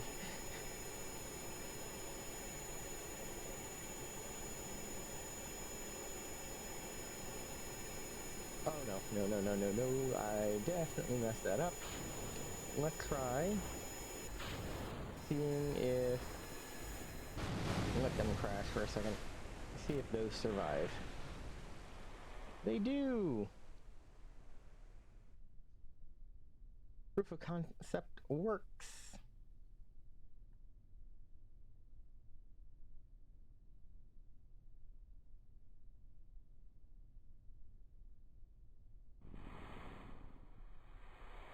Yeah. Oh yeah. We're gonna revert to launch just for a second.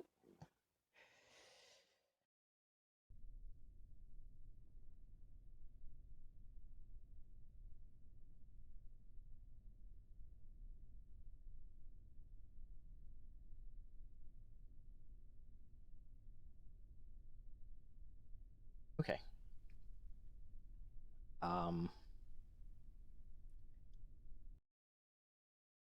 I think what I need to do is gently, I mean very gently, add more control surfaces,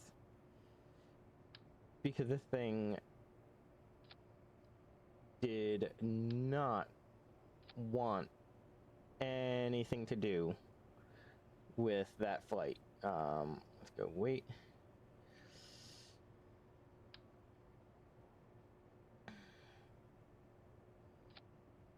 Up. So it actually worked. which again, I am very shocked.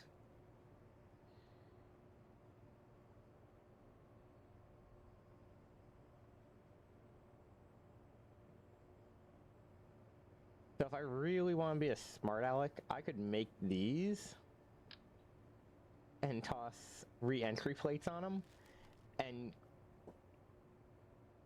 actually, that seems like a... So, this whole concept right here, which I am gonna... I just realized I'm missing air intakes. I don't know if you saw that right before I hit go. There's air intakes missing on the front.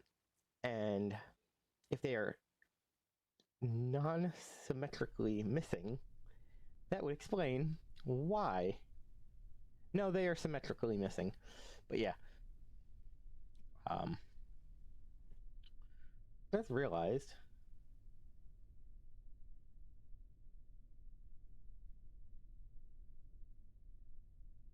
Right?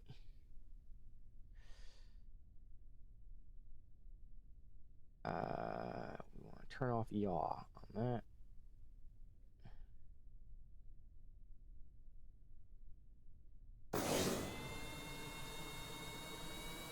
Let's see if we can get this thing airborne one more time. Worst case scenario, I'm gonna turn these into deorbiting pods. Because I just thought about that. Oh no.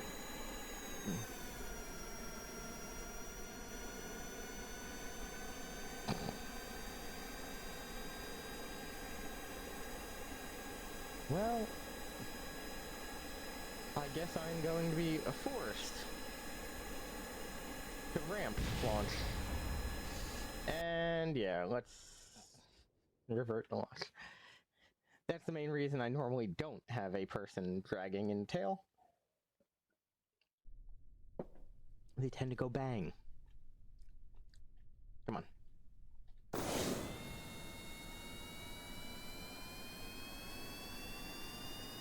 I feel like there's a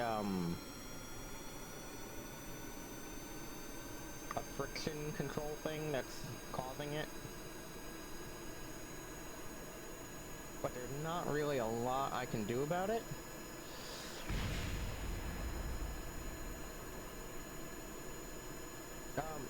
Plane, stop trying to take off like that. You don't...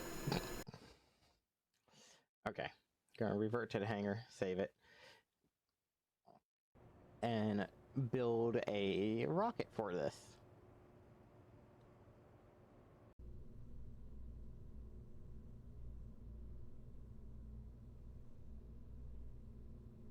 Take that.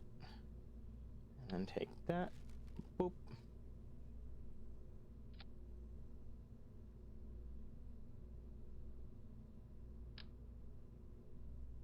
And what we're going to do is we are going to build a little satellite core. Something kind of resembling Sputnik.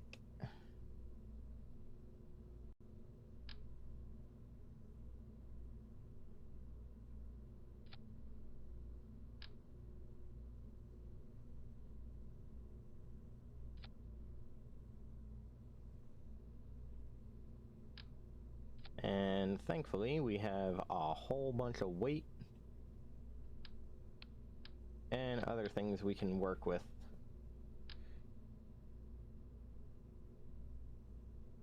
But I can go boom and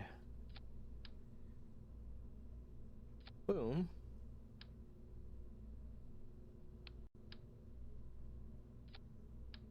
Let's do that.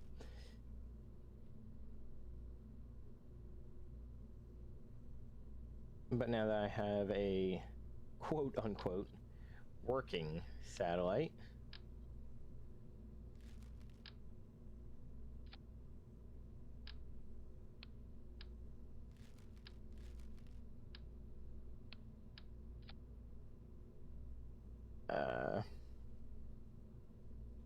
that dropper 1.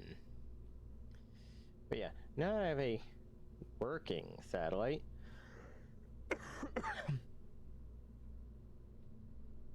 we are going to do something fun with it.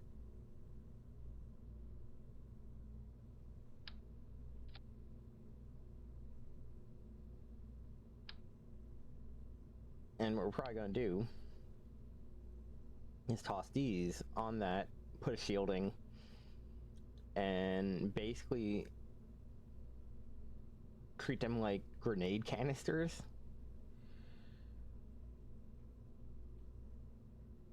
And that will be how they get deployed.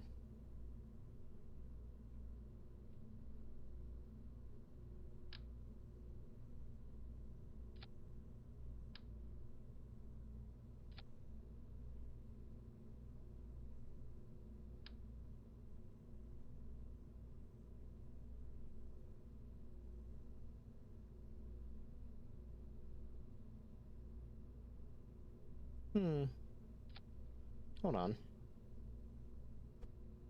That. No. Click on...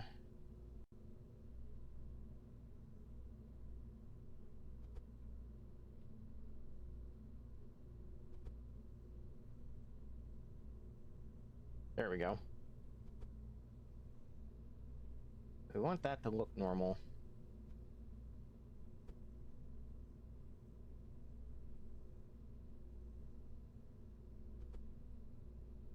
Everything else can kind of fall by the wayside.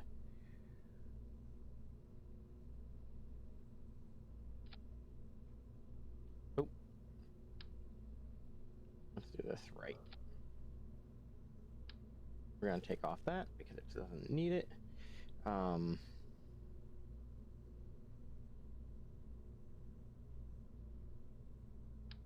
Technically, it doesn't need that either.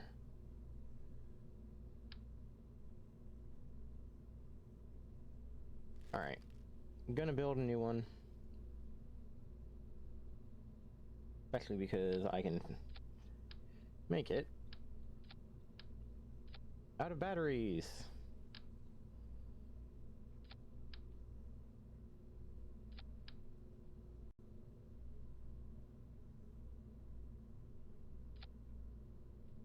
And by doing it this way,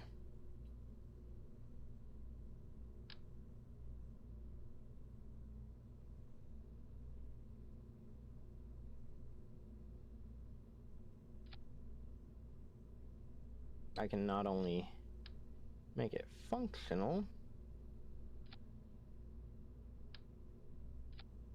but make it kind of look good too. Now I could do a high gain antenna, but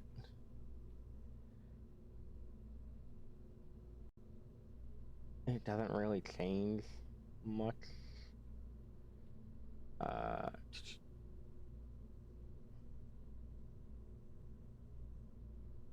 Like it does, but what you end up with at the end is needing to add... Never mind, I have them. Cool. Okay.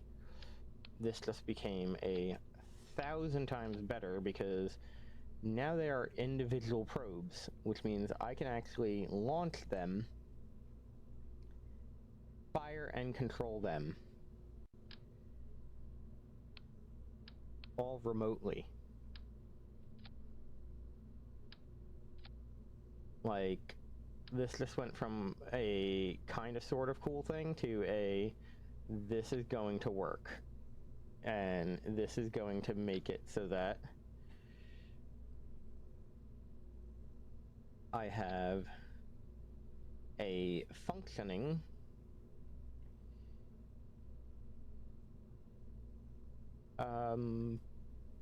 basically like a functioning bank that I can use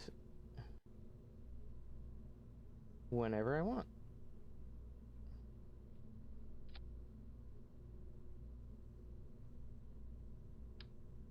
The biggest trick is going to be doing these right, because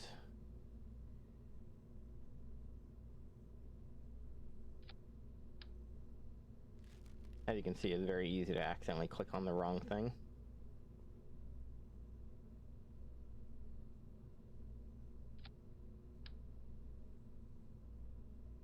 Very easy to put it in the wrong place. Not to mention, you don't get the luxury of having them, like, mirrored.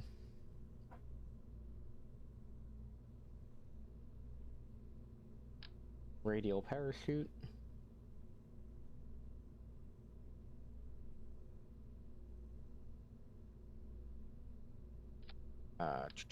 And the reason we do that way is so that it will basically parachute its way down. I don't know how else. Basically, it helps get the legs facing the right way.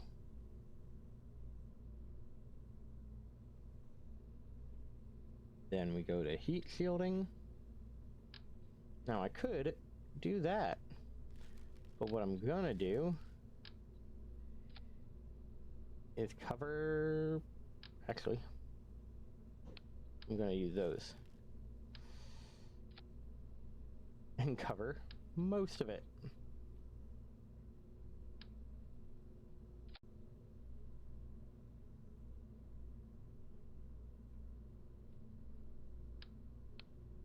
And again, because I'm able to make these as individual things, while they're exceedingly expensive in terms of parts, they're not impossible in terms of what I'm working with.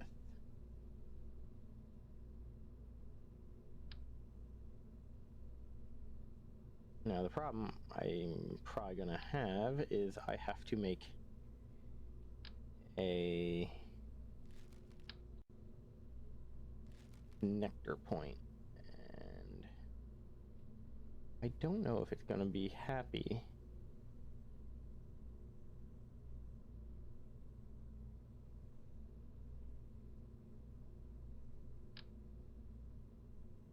Yeah, I don't know if it's gonna be happy unless I put like a proper fuel tank. But what I'm gonna do is drop all that out because I don't have any way to like force the issue for the fuel tank. I'm gonna put our drogue chutes because this is absolutely going to need it. I'm gonna put them there.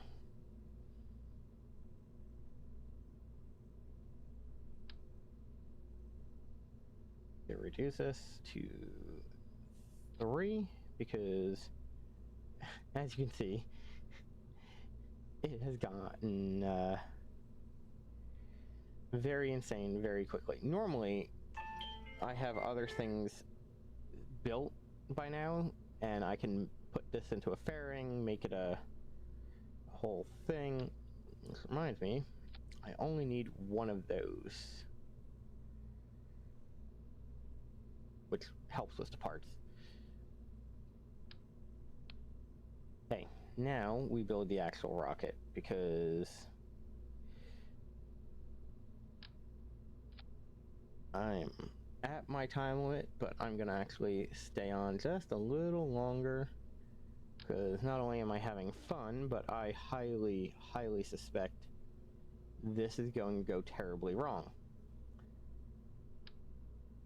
And I don't want my night to end until after I see the giant fireball that will be this attempt. Because what I need is bigger, much, much bigger engines.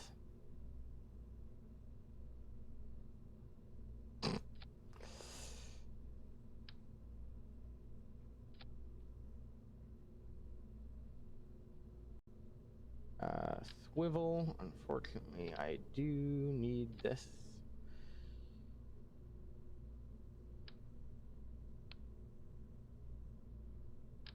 Now I really wish I had unlocked fuel lines, because if I had fuel lines, I can actually...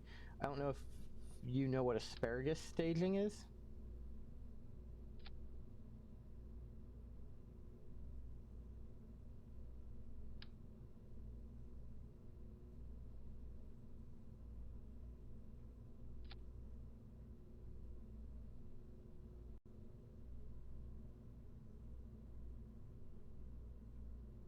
So asparagus staging is...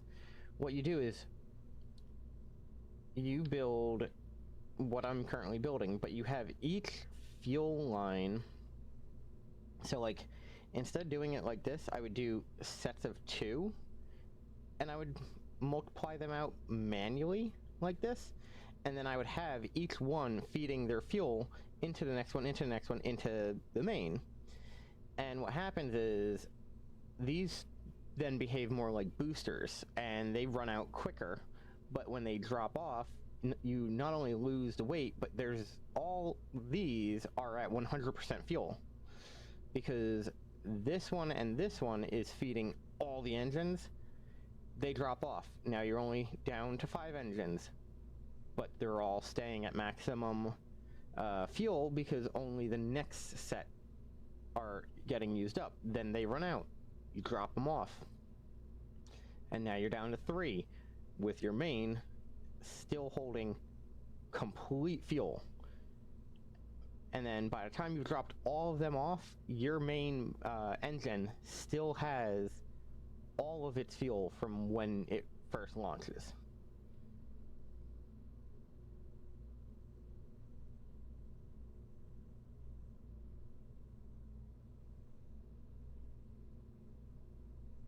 Let's go up here. Those can be put up on their own stage.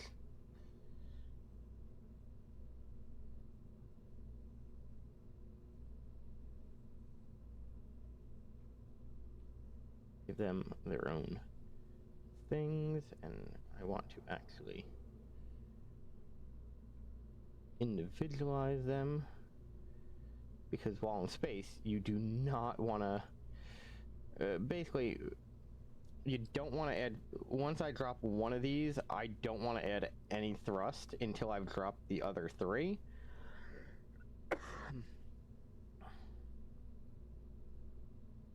Also, if I say something and it makes no sense whatsoever, don't worry. I don't know if you've seen him. Look up Scott Manley. He will basically explain everything I'm doing in so much better detail than I ever could describe.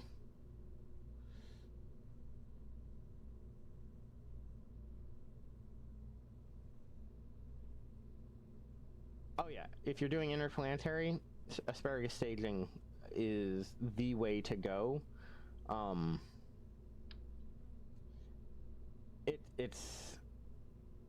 It takes something that was a maybe and almost makes it a guarantee, just given the way it behaves.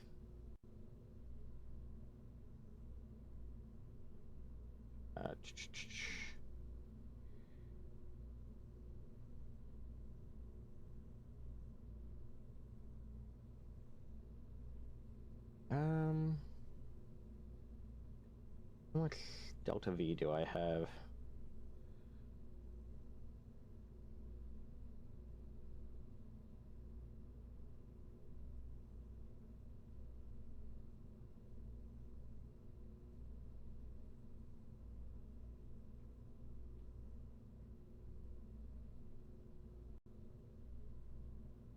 Let's see.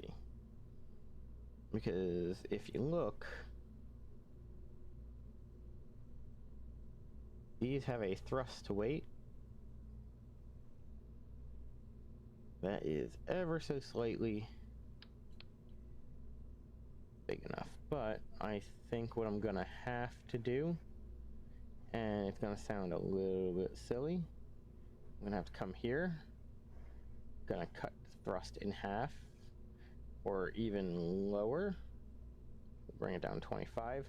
I can increase it later, but it's gonna make it easier for me to do this without accidentally blowing myself up.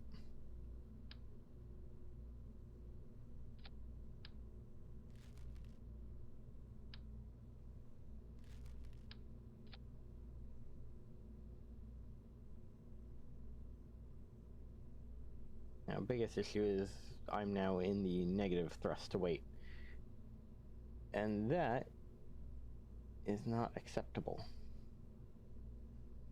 Gonna go crazy again. Gonna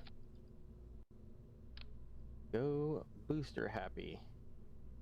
And the main trick we're using for this is the simple understanding that by having these boosters here, we increase our thrust to weight over the 1.0 region. And if you look, our thrust to weight drops down significantly. But it also means that I can have all the engines running without accidentally blowing this up. We're gonna save. Oh, wow. Okay, weight restrictions.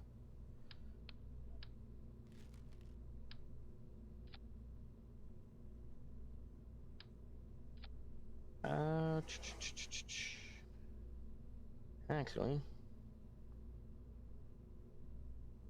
gonna come in here and lower that because realistically speaking,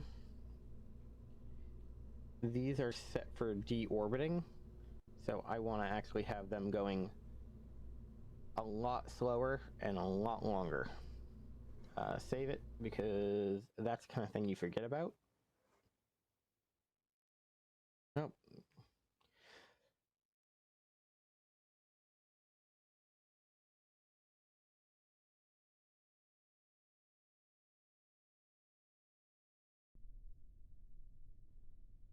So Scott Manley is like the name in KSP. It has been forever since I've seen any of his videos. I'm pretty sure he's actually like a NASA scientist or an astronaut or something. If he's not, he probably should be with how much he knows about space. But he is absolutely an amazing person to watch for anything space related.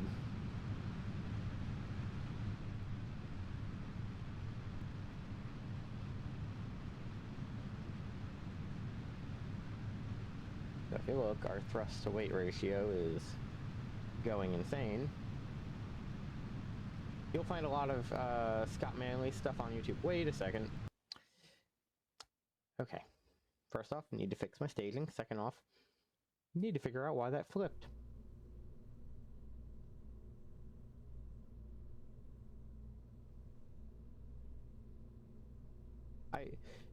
It's gonna sound silly. I looked away for a second, and it's just like, I'm going upside down now.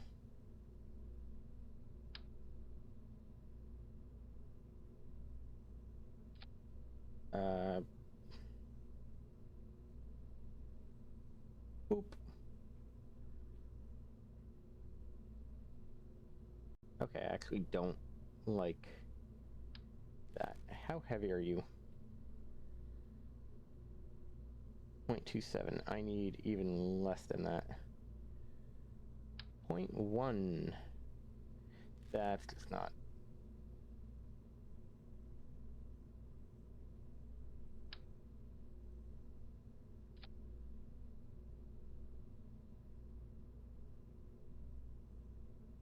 Okay. You're kidding me.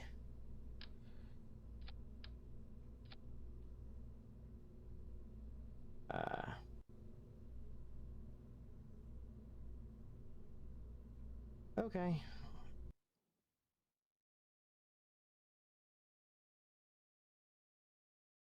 Yeah, I have no idea why it just decided it's like, oh, I'm gonna do backflip.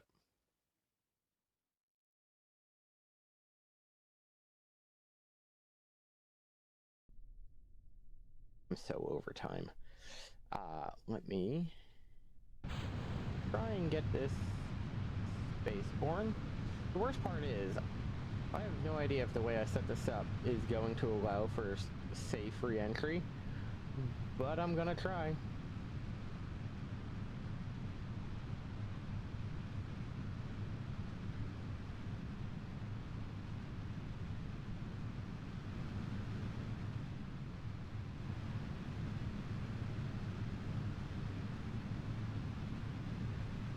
Which reminds me I should have put caps on that, but oh well.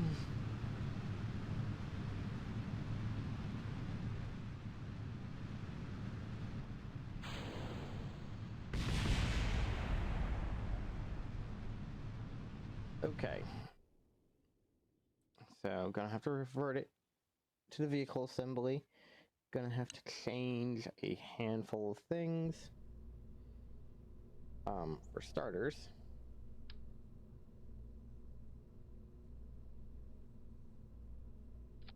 we're gonna do that. Offset them a little bit. I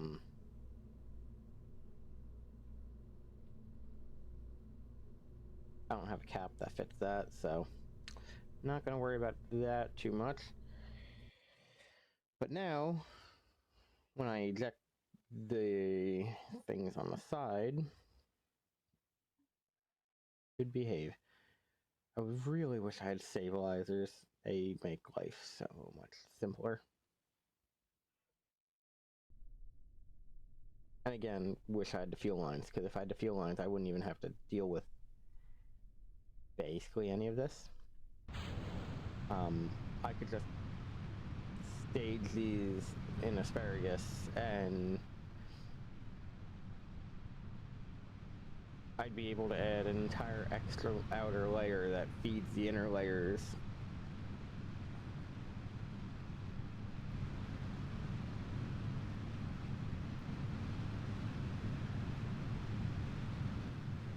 And the funny thing is, now that I'm going this fast, I'm actually going to stop the engines, because I don't want to be going too fast. If you go too fast, you actually end up losing energy to drag. There's an entire thing on, like, what the best to do is.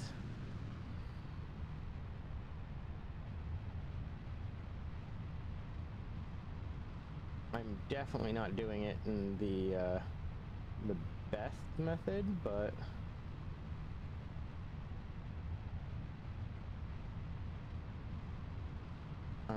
I'm doing it. And I can go a little faster as we get into higher atmospheres. But the trick is having as much fuel as possible.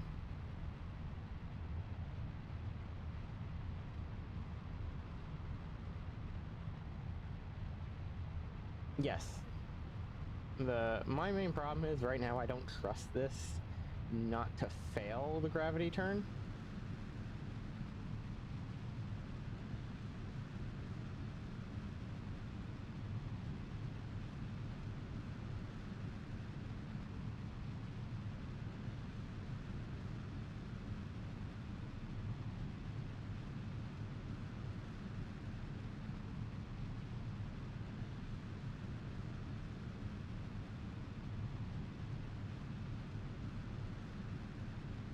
Thankfully, we're moving well enough now.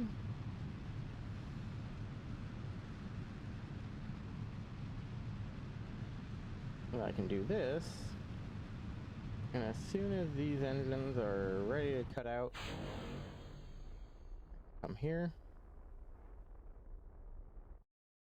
cut that, and then change it over to a full burn style. And what I probably want to do, which I am going to do, is I'm going to wait until I'm up outside the atmosphere. It'll give me a little bit better ratios to work with.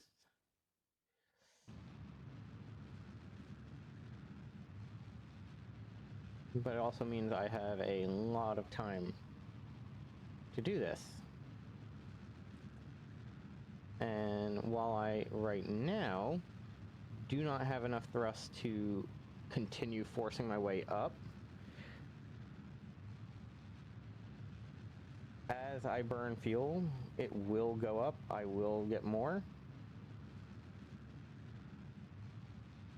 And the main thing I want to be careful about is making sure that my periaps is coming up and that I'm consistently keeping up with my apoaps, because as you can see, I'm very quickly going to get to the point where I'm gonna basically start falling back down.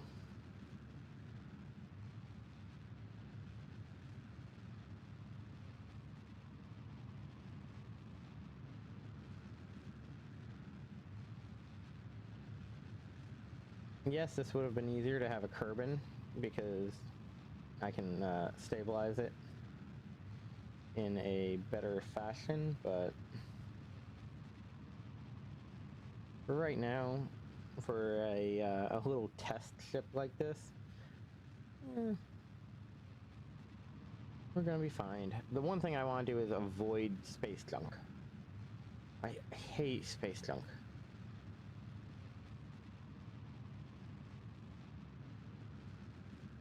Like, while the game does not put you in a situation where you're immediately at risk, just the idea that, like, something could just zip by, and that's it.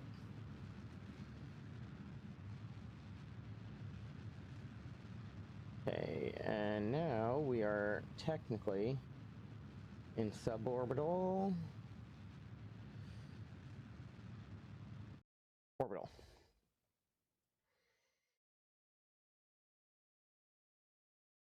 Now, the funny thing is, this actually puts me in a weird position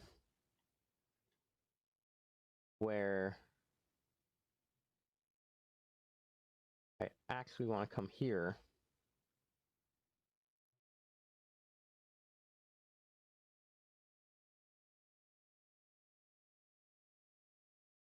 and warp to the periaps.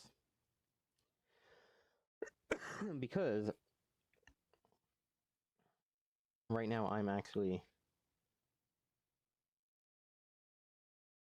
Oof, yeah.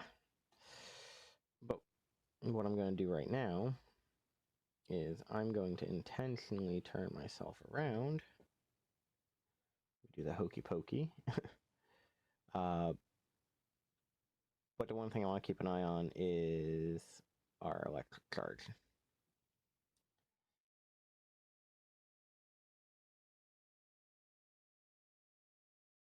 And our signal strength, but electric charge mostly because we want to make it easier for these pods to deorbit themselves.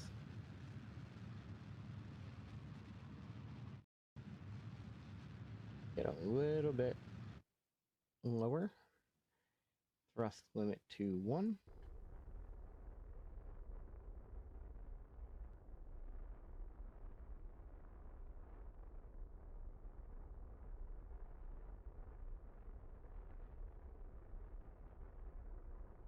Five. The main trick is doing this so that our periaps never drops below.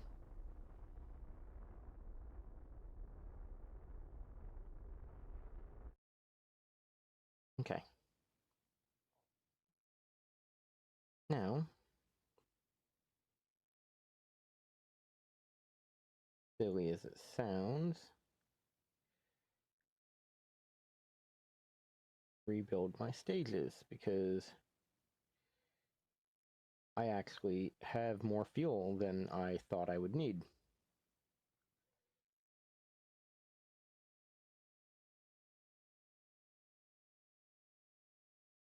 And what I'm going to do is reconsolidate these.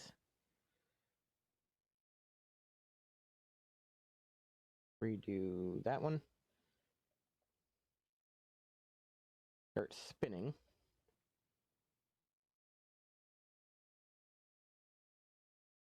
And the reason we're spinning is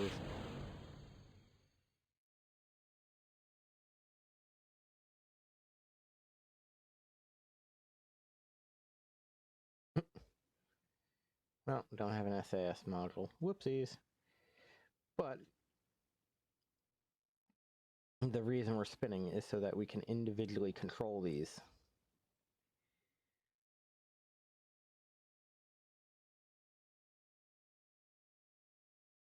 And have them far enough away from each other that when I go like this and fire off the solid booster, each one will drop out of orbit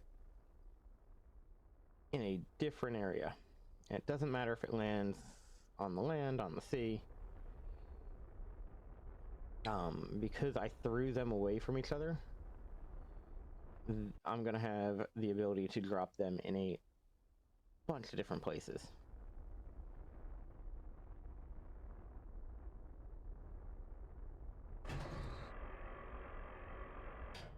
Landing gear works.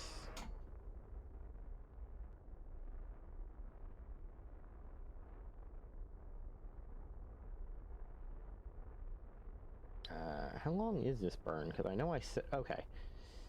So it's not too insane. It is a guaranteed deorbiting burn.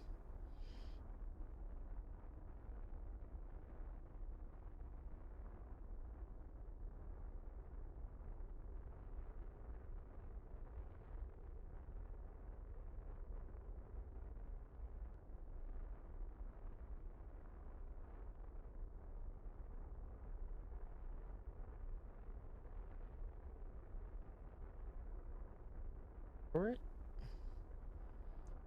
For it?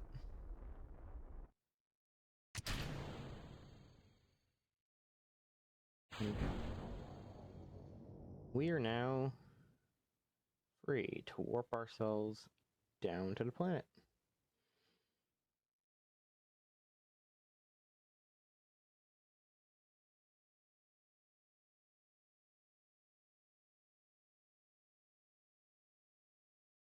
And the trick's gonna be cutting these parachutes.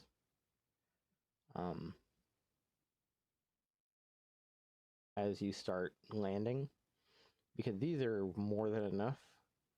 These drogue chutes, however, are there to help slow you down as you careen through the atmosphere, because this is going to get really hot really quick.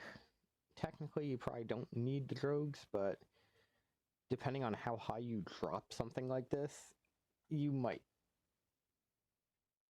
Don't get me wrong, if you drop it like a kinetic kill weapon, there's no coming back. You're gonna blow them up, even with the heat shield.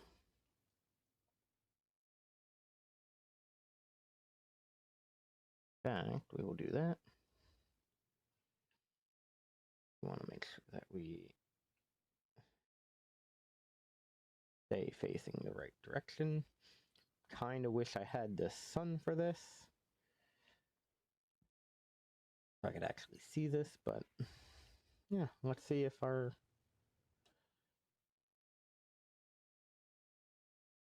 Oh, that's funny. I did not intend to drop this at the Space Center, which already has a radio tower, but...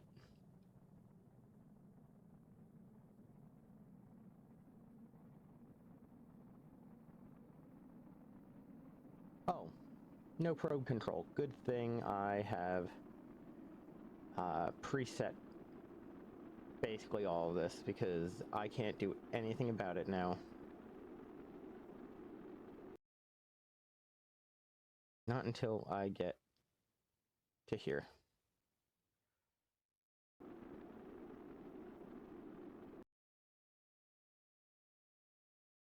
Show me everything.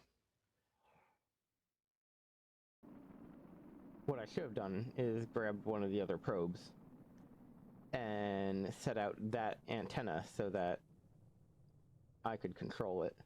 But yeah. And now I literally have... This is like the closest I've dropped onto the Space Center. This is the best drop I've ever done on the Space Center. And it's the only time I haven't tried to do it.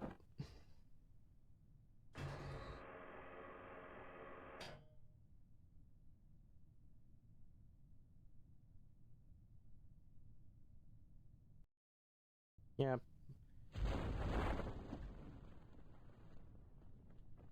Now we go like that. We let the drogues slow it down.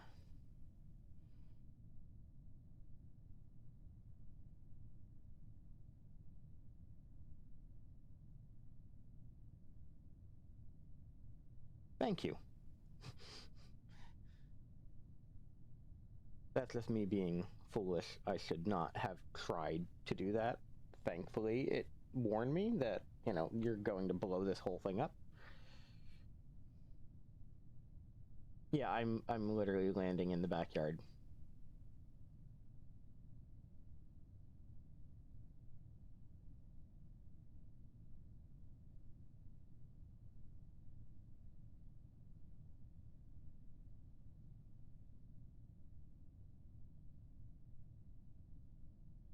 Okay, and then if I'm not mistaken, these are 2,500.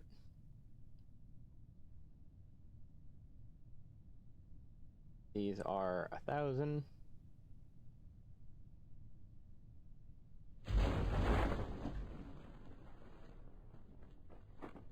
And cut, shoot. Cut, shoot. Cut, shoot. Cut, shoot. Cut. And cut. And now we want to make sure that we do this. Right? And the worst part is I didn't even do it intentionally.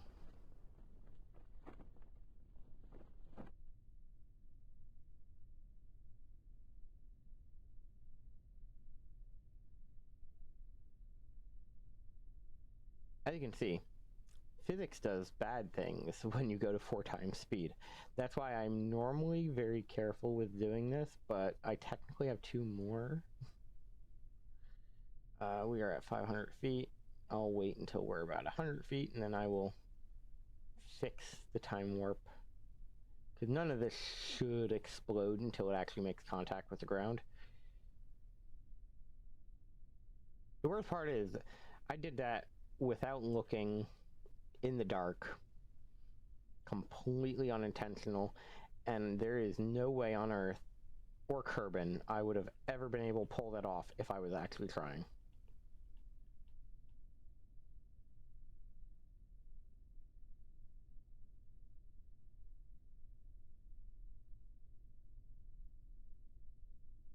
And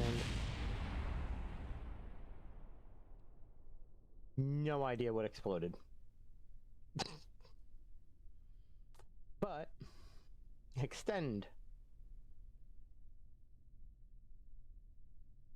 And now I have a little relay.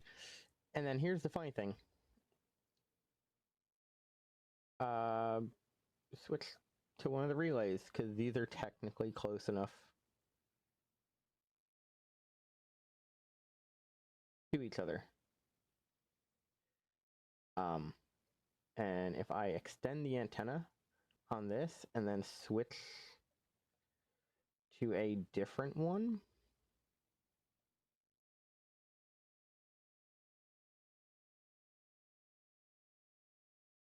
I should be able to actually use that one to bounce the signal. And I can't believe I just did that.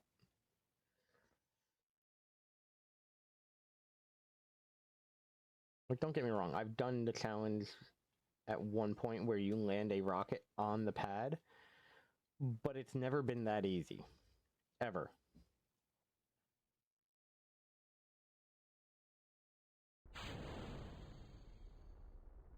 Fire that. Begin deorbiting burn. For my radio antenna. That.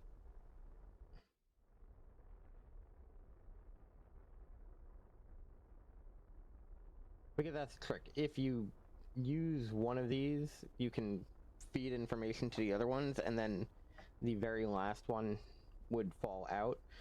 Or if you do it right, that like Sputnik, you put the extra antennas on, and it becomes its own relay hub that helps bounce from these individual sites.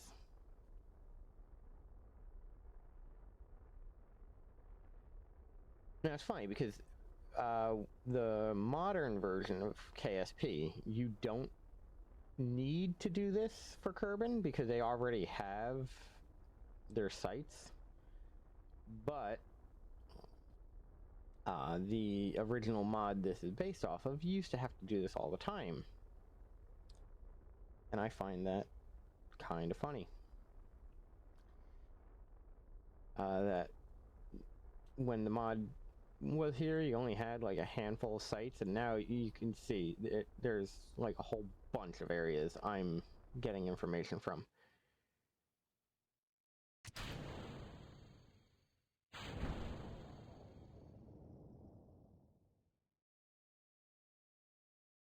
There. Yes, I am aware that this is going to cause issues. It should not cause any issues until we reach a certain altitude. I think it's 60.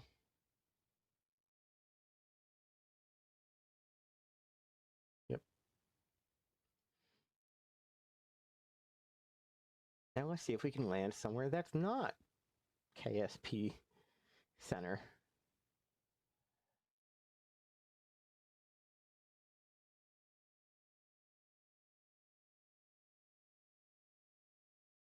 I believe there used to be a mod that if I were to leave this alone and go to the other one, it would actually calculate whether I have enough parachutes for this to land, and it would just take it. I know, right? However, something like this might help on Duna, where when you have access to slightly bigger satellites, when you're slingshotting Duna, if you're a little crazy, you can actually use this to drop these all over the place. Now, they're very part heavy because of the solar panels I have unlocked, but when you get better solar panels, you just put them on there. So now all of a sudden, instead of a dozen parts, these are only a couple.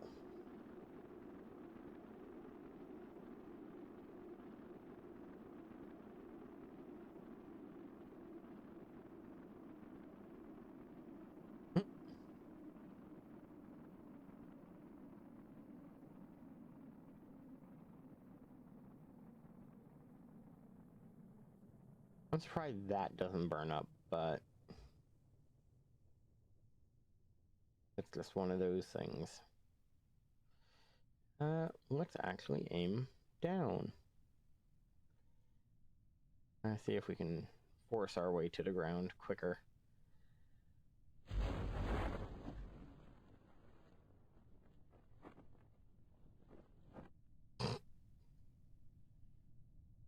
Play with our slinky. We want height over the actual thing because these will actually cause your ship to explode. Like, you see how it's pulling apart right now? When it hits its deploy height, if physics is not playing well, it will just explode your entire craft.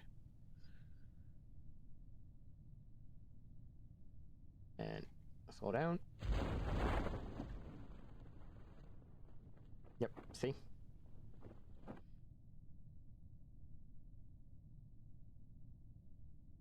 Now that our speed is down to 20, we will start cutting these chutes, and I'm doing it manually because I have a bit of a fear of putting it on a hotkey.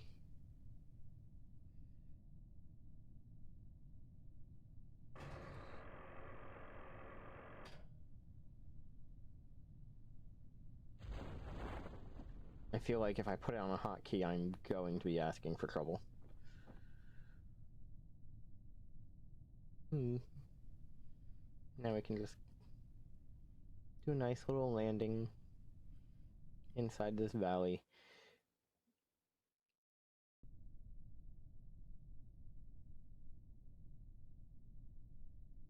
But I know later in the game, when you get better antennas, I've used this method to put very big antennas all over the planet. 50, 30, yep. Nice and slow.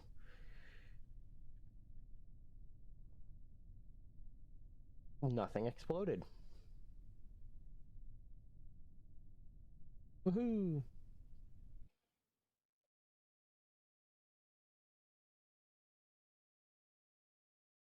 Switch to the relay. And I believe this one we're going to be dumping in the ocean.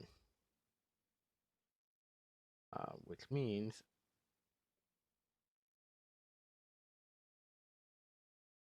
retract the antenna. And yeah, we're going to dump this one right in the ocean.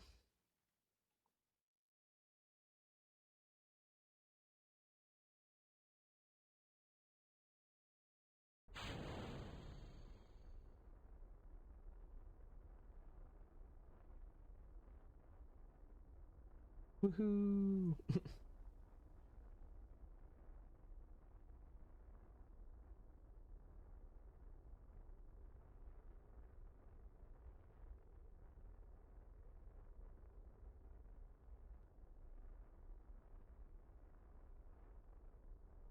Actually, looking at this, let me see if I can just kind of force it.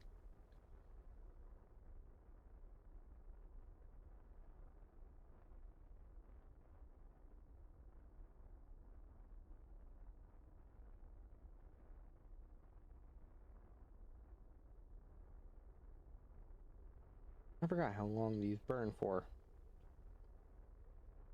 So I know I'm gonna be able to dump it in the ocean.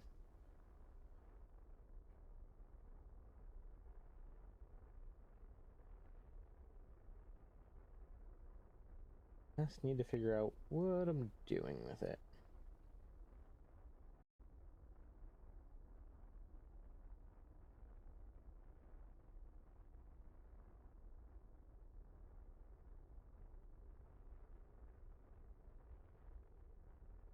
Do do do do do do. And the best part about this setup is it actually has my little control unit tied into it.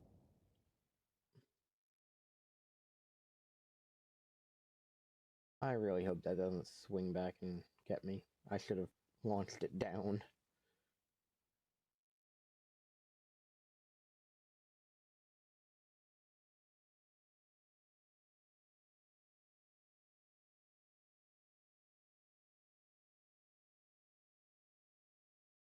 Yeah, someone's gonna have a bad day.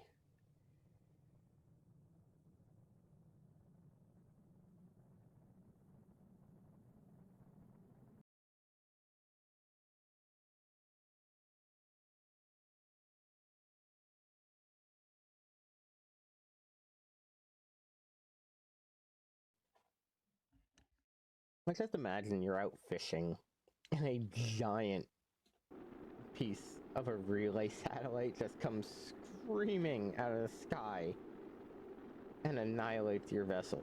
Like, no.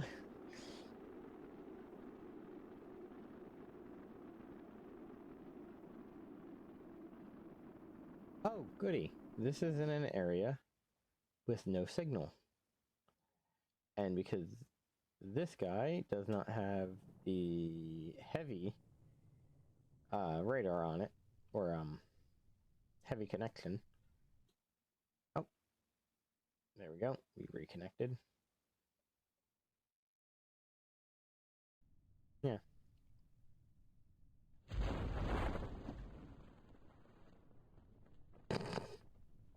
That was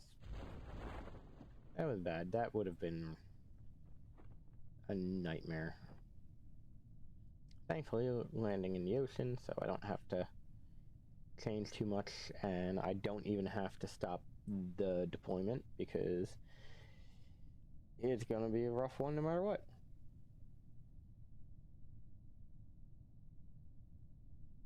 And landing on the shield is going to help quite a bit.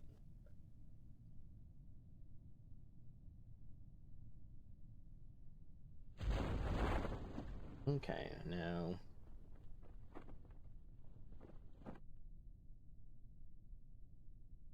if I really wanted to, I could have removed the legs, changed them to go this way, like down past the shield.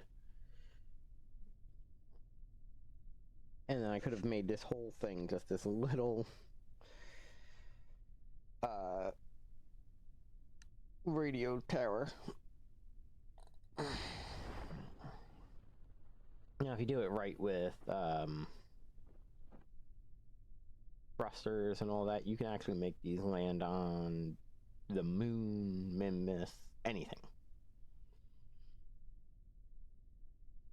And the reason I like making these is because I'm playing with it set up to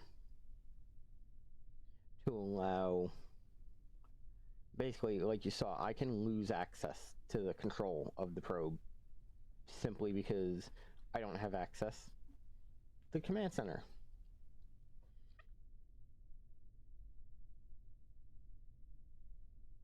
Now, if I want to be a smart aleck, I could have taken a lot of this weight off, taken off the landing gear, and I could have made these basically remote controlled and use them to build a like geosynchronous system. Then the antenna. And where is...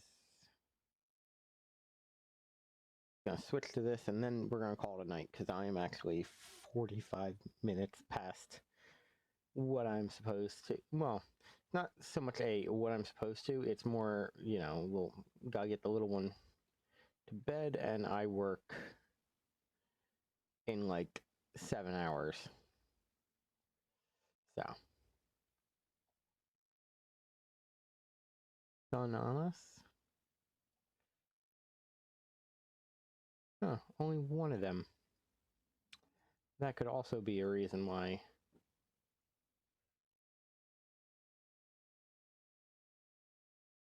But yeah. Ta-da! And I still have so much more fuel. I just don't have SAS, so...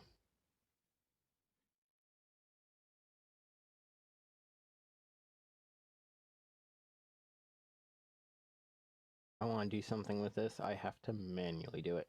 Now, I don't know if you've seen this trick. You get it spinning nice and fast, and as long as you're in space, you can time lock. And time lock it into wherever you want. Now, what I could do, and I would normally do, is I would boost this way until this would drop out of the atmosphere, drop into the atmosphere, but I'm actually not going to do that right now. We're going to hold it as is, and I'm going to call it a night. Thank you so much for watching. Tomorrow I do Minecraft, but I will be doing KSP on Wednesday, especially since I have someone to actually enjoy KSP with. So I will see you next time. If you want, stop by. You can watch the silliness of the Minecraft tomorrow, or if you want to hang out on Wednesday, just feel free to drop in. I stream 7:30 to 9:30 every weekday. All right, man. Have a good night.